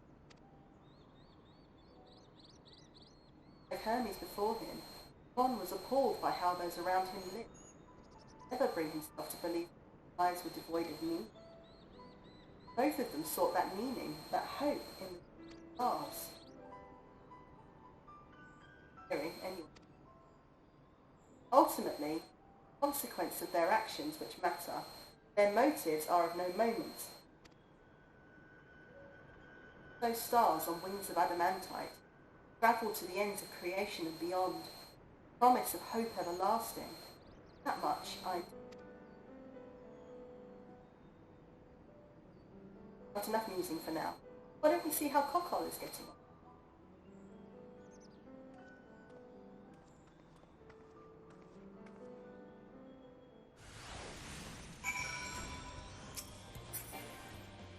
Oh, they've got it. They don't need help.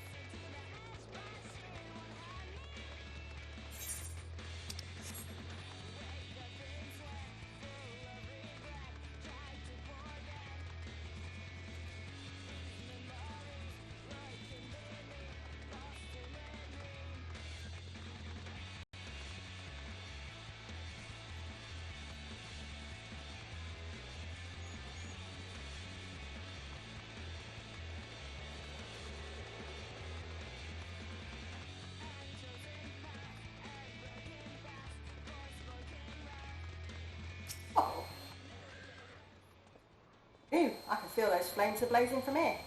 Glad you found someone capable, Grahar, but there's not much left for you lot to do. Conjure up that refined adamantite any faster. Cold Ankle is, as usual, worked up over the ether. This is the one with the ether last ether quest. So I will do this, and then hopefully, once I'm off stream, I can find the other inland ether currents and get those. I do trust you to deliver on your promise. I do. Only I ain't waiting. I want that adamantite, and I want it now. Share your impatience. Is there nothing else we can assist with in the meantime? I wish. This sitting about's unbearable. Pity the Forum frowns on recreational explosions. Well, so long as they can't prove it was premeditated. Get you gone. I've mistakes to make. In that case, I suppose I should go and return the key to the reactor. I'll have one more look to make sure that nothing has gone wrong, or otherwise. I'm certain there are better uses for your time, however. I will join you and Charlie and Hamilton on. After this.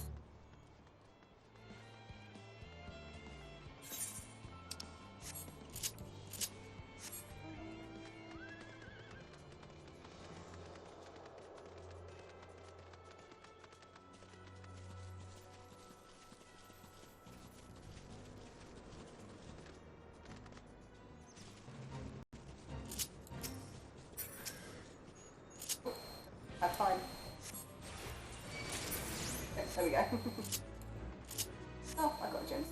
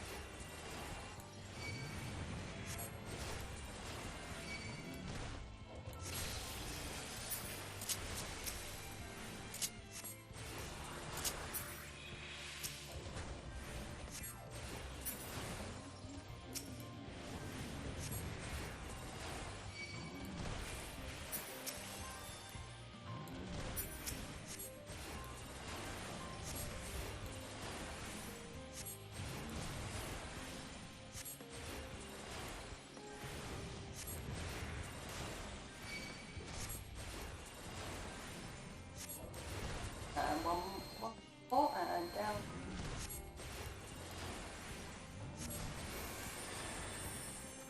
Last one. Boom, baby. If we're attacking me out of nowhere.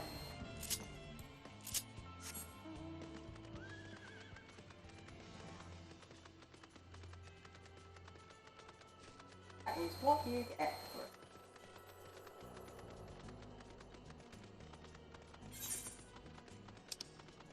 And going up to the hamlet, okay.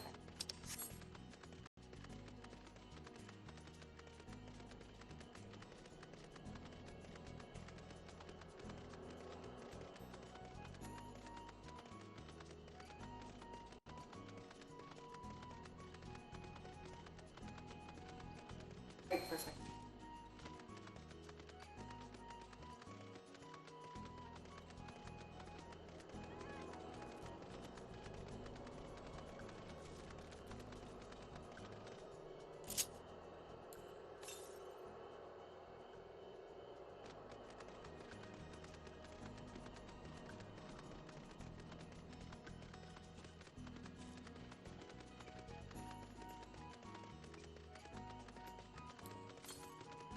Odd to hear one so far away though. Wondering if maybe that area.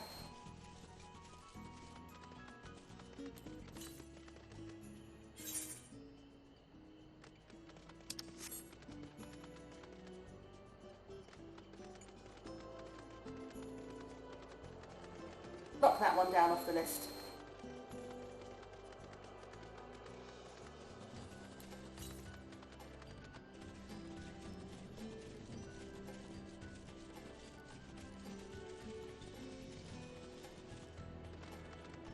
You are.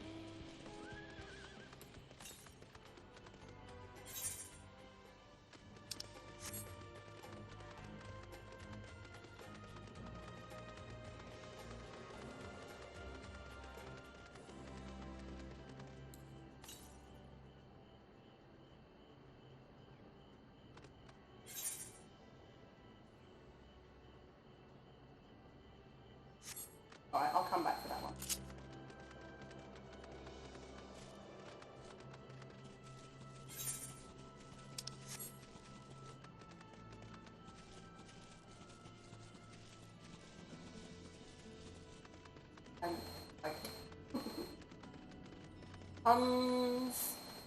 Love the puns.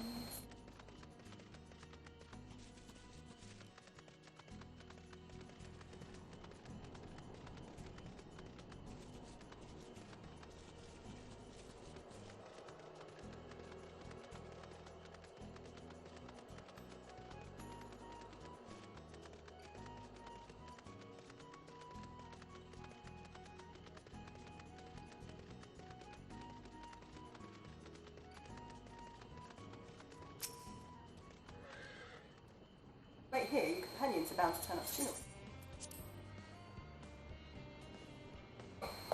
Companions!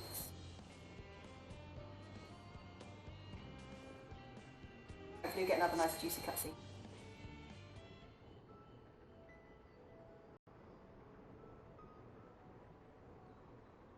All set, I take it?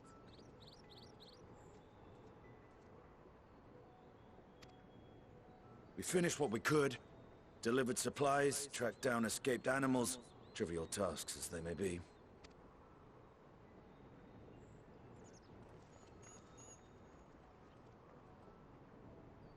That's enough, don't you think? If there was anything more important still undone, that would be a problem in itself.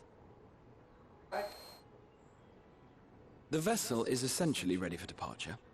All that remains is to load the final batch of supplies and see everyone on board. Once we've readied the ether burner, that is.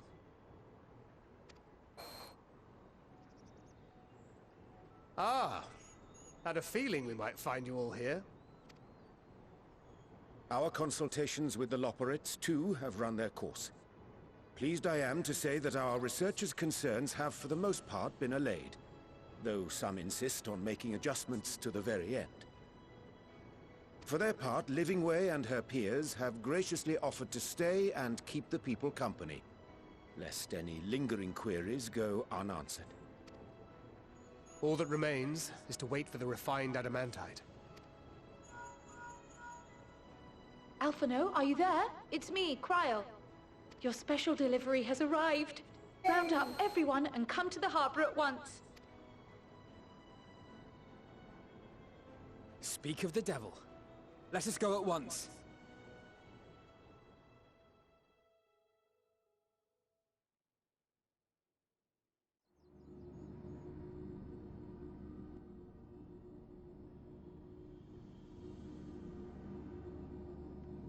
Forgive the intrusion, Master Fortuner. I bring urgent news. A great commotion has broken out in Scholar's Harbor. Your presence is requested, with all speed.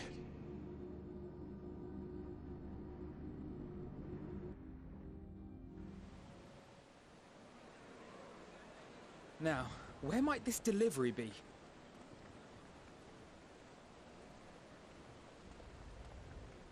Oh.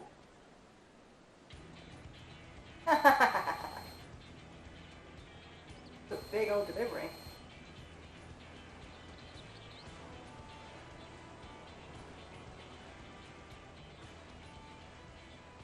Is that the, I'm sure it's very important, but we cannot accept these without the proper permits. By the 12! Surely, these can't all be...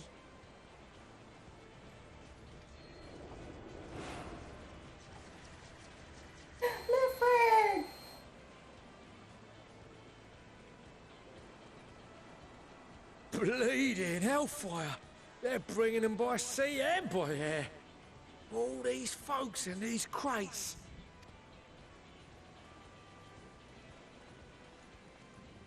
And more on the way. Got your adamantite right here.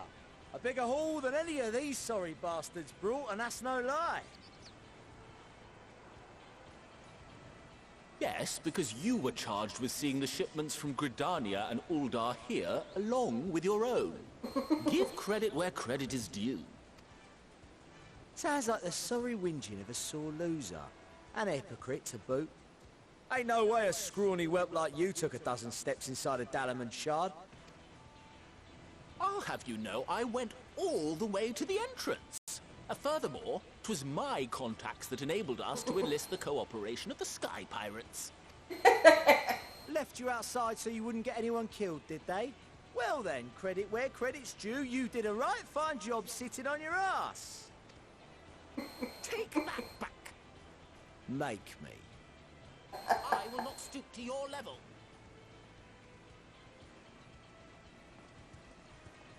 My, what a grand welcome party. Hancock and Soroban.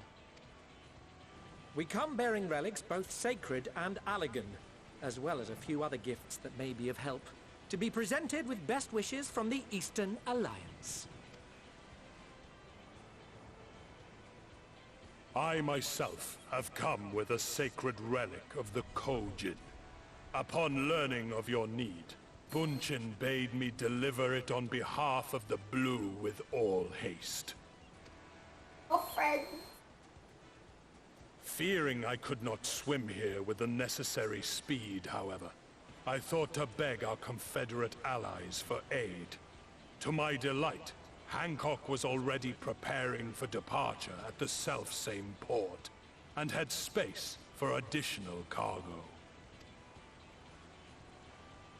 We did, of course, need quite the impressive vessel to get it all here in time.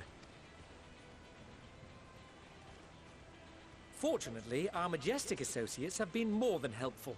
'Tis an honor to join the Warrior of Light on another adventure, they tell me.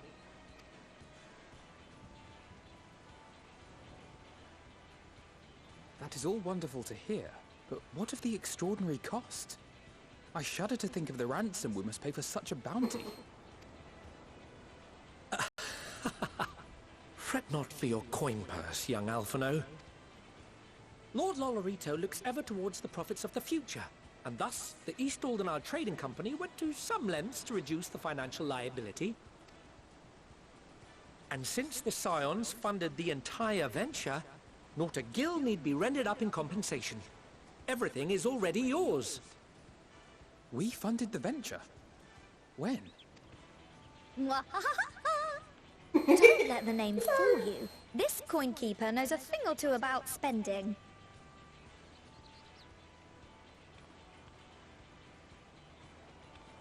When it comes to capital investiture, a sprinkling of gil here and there will not do. You need enough savings to make waves when it really counts, which is why frugality is paramount. We also have the benefit of a generous patron. Generous being rather an understatement.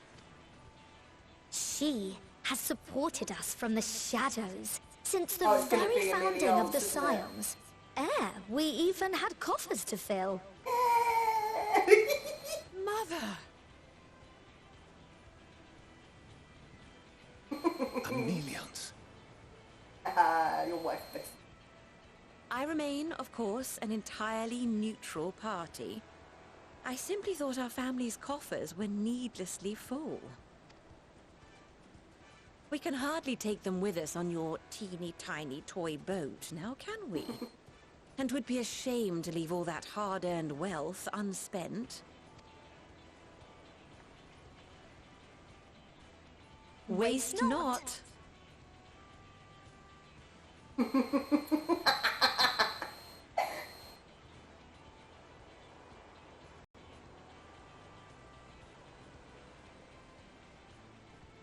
However did you manage so much in so short a time, though? We expected word to reach only a fraction of our allies. Did I not tell you I have my ways?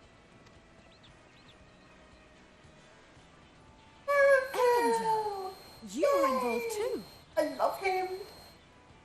I received a letter from Cryo after we parted ways in Labyrinthos.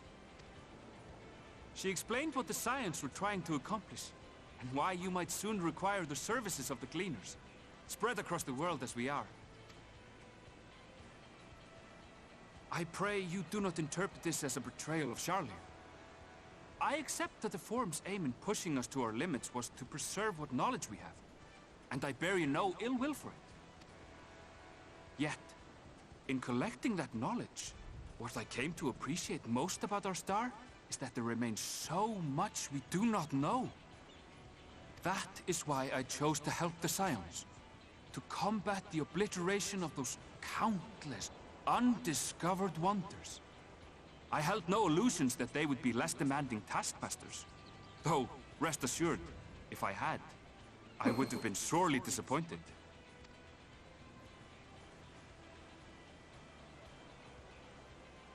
To make a long story short, the whole of the guild ship cooperated to ensure your call was heard far and wide.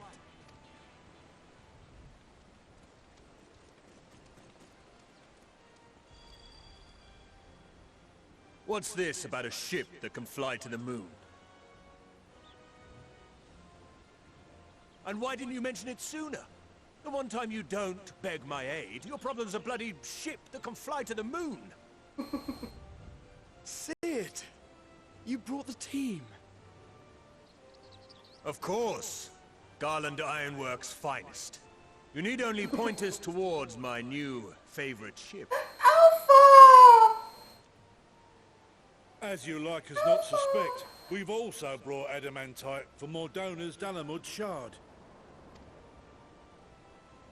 I admit to some consternation upon first receiving Kryl's message. So few scions remain at the Rising Stones now. Far too few for such an expedition. However, the Gleaners were able to secure us reinforcements. Idleshire's treasure hunters, not least among them. Oh, please tell me you brought the gobbies. I know. Ah, the gobby flock fought. Ffxiv's gratitude for the safe return of his daughter has not waned, and he gathered his kin to our side with an astounding quickness. He did! Alpha turned up to help! The clash between their machina and the Allagan defences was a sight to behold. I wager even you would have been impressed by the magnitude of the gobby booms. Fascinating as all this is, I fail to see how it explains your presence here. Does Razat Han not have more pressing concerns?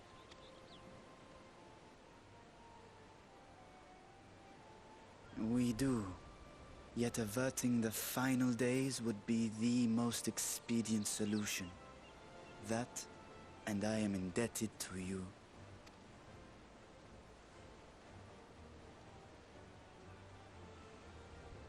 Though they chose to take their leave of Thavnair, those you saved in Galimund remain my people. My gratitude is beyond words. 'Tis appropriate that I aid you in kind. If in the doing we bring salvation to others of this star, so much the better. You will recall that I spoke of my father, Midgard Summer, and his journey across the great expanse. As he traveled betwixt the stars, his resplendent scales drank of the ether in those nigh empty surrounds, and imparted to him the strength to persevere. Thinking they might further your cause, I called out to my kin for consent. Ajdaya's answer was silence, as ever. Tiamat and Ffxiv, however, responded favorably to the suggestion. My sire, too, stirred from his slumber long enough to speak and say, "Very well." Thus have I brought you his own worm scales. Fit them to your purpose, and seek a worthier fate for us all. Oh, look all our friends have come to... You'd be hard-pressed to find someone else so familiar with the unique properties of dragon scales. So I invited myself along.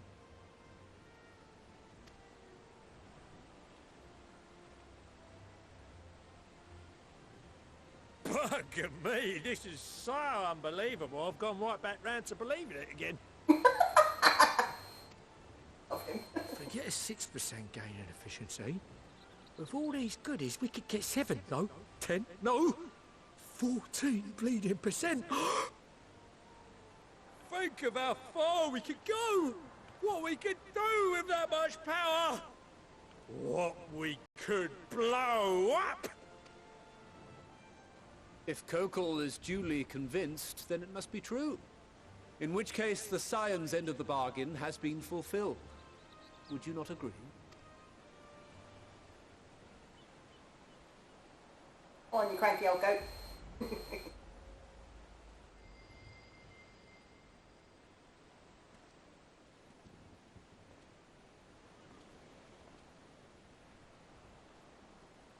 Yes, Father?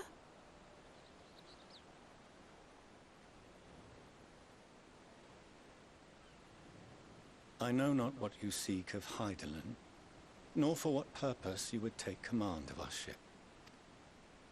Yet this much is certain. To do so will be to dictate the fate of this star and the lives upon it. The lives of each and every creature, in their magnitude and their fragility. Do you understand? And are you prepared? Heck yeah. We have seen and we have felt how much each life shapes this world. And so we are determined to abandon none.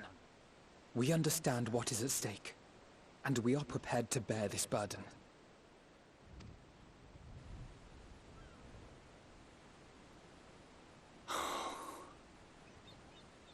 Oh, his little face. Then I will bear it with you. I beg you, share your struggles with me. As family.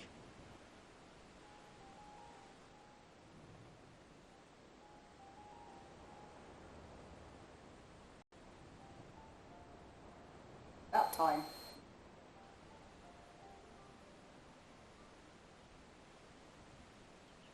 You grasped my fingers with such tiny hands the day you were born. I thought my heart might burst. 'Twas love and happiness beyond expression. Overwhelming. And a conviction so powerful that I trembled with something close to rage. I had heard the final days foretold.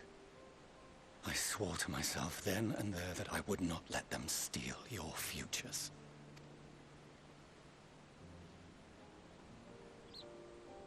The great exodus would succeed, must succeed. No sacrifice or sin was worse than the alternative. If anything gave me pause, 'twas mine own father. The Archon Louisoix openly decried Charlian's policies, a perspective which I regarded with increasing disdain as I grew older. Yet even as part of me thought him a fool, perhaps I also hoped that he, of all people, would devise a brilliant means to save my children. A naive hope, but stubborn enough that I could never bring myself to keep you apart.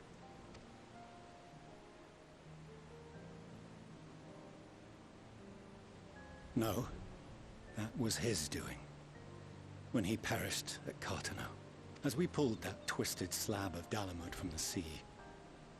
I remembered the warmth of your newborn touch. Chastened, I vowed never again to suffer any interference in my mission to protect you. No matter that you yourselves wished otherwise. Detest me, fight me tooth and nail, I would suffer it, and more, and be satisfied so long as I could force you onto the ship.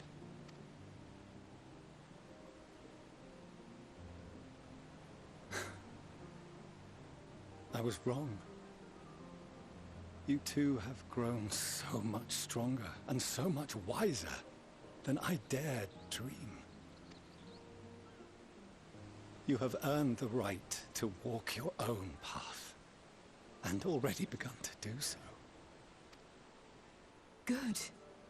Because there are things we care about, and people we love, and none of them is replaceable. Not a one. It cannot have been an easy journey for you to have come so far. We shall be glad to acquaint you with the finer details someday, once this danger has passed. All that we have seen and heard, that we have felt and learned in our travels. Ours is not a kind world, but it is beautiful. Always. Oh no. Are you quite sure that's wise? After all, someone turns pale and flees the room when he sees so much as an envelope containing word of your adventures. Whatever will happen if he learns what you were really up to? Millions.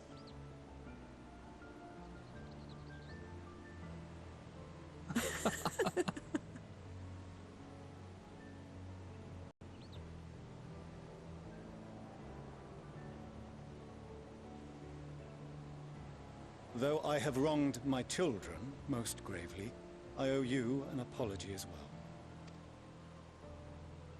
I assumed that it was the Scion's influence that made them so keen to charge headlong into danger. Yours, in particular. I see now that said influence instead brought them together with the many fine people gathered here today. In which case, I hope you continue to guide them.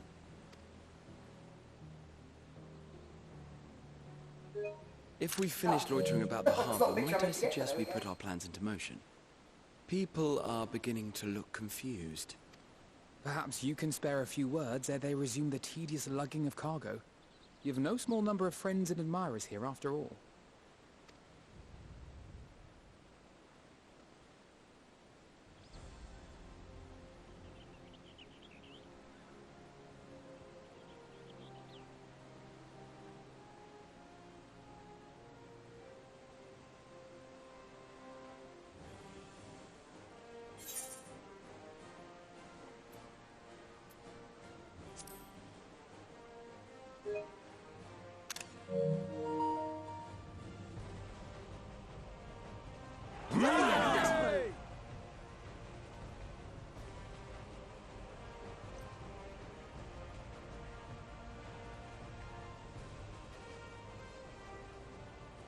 Your assistance is appreciated. Now, in an orderly fashion, if you please.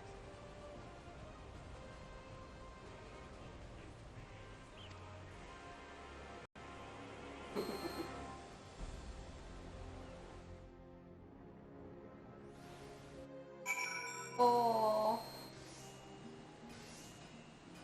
a little crusty heart with glee. Right, I'm going to do a little bit more. I was planning to raid a certain someone, but they've not gone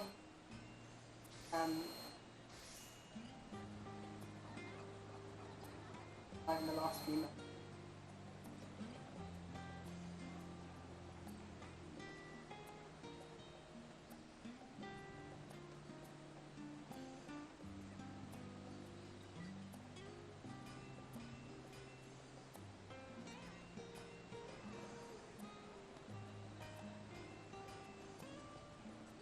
So we'll do a little bit more, and then when they go live, we will go raid them.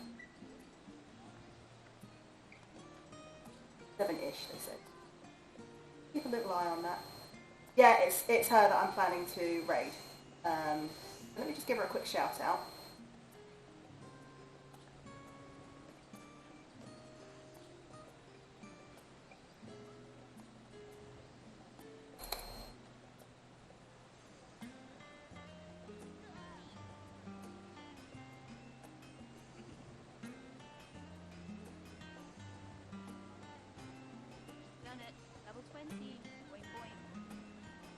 Why did I just say boing boing? I have no idea.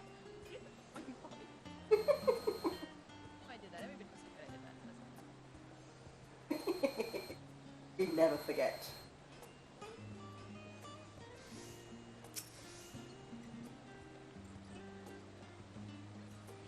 Finally managed to clear the harbour, which means that... Meanwhile, Father has issued Madeline made contact him. Meet him at Aporia when we're ready. Vital knowledge she holds. It transpires, however, that the Forum's method for speaking to her is not without risk. I'm curious what those might entail, but regardless. Most of those who arrive with the Adamantite have offered to stay and see. Oh, the Forum has already asked for my assistance in overseeing the process. You needn't worry about a thing. Hey, if Tatara's in charge, I don't have any worries. Thank you, Tatara. We're off to Emporia then.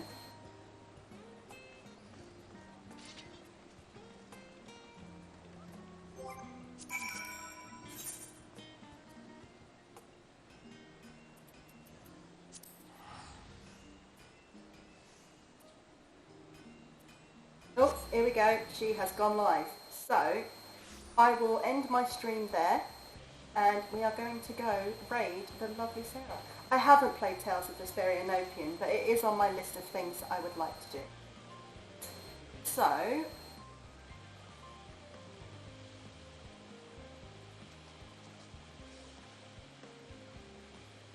no channel found. Come on. Raiding's been a bit dodgy lately.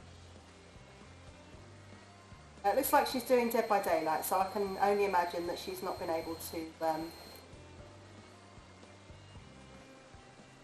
get into the queue.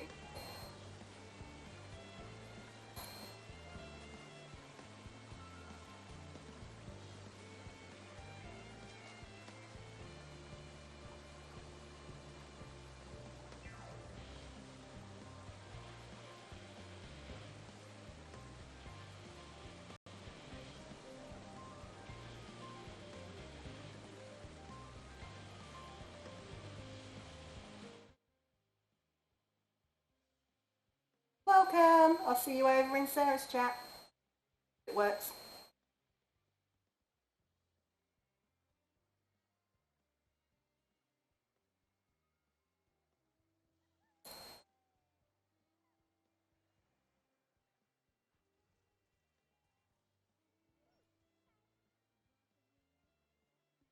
Oh, Elsie! Sorry, my voice cracked. Elsie, thank you so much for the raid. And no, Rose, thank you for following. Thank you. Where's my mouse? I don't know. Where's my mouse? There it is. Oh, it's loud.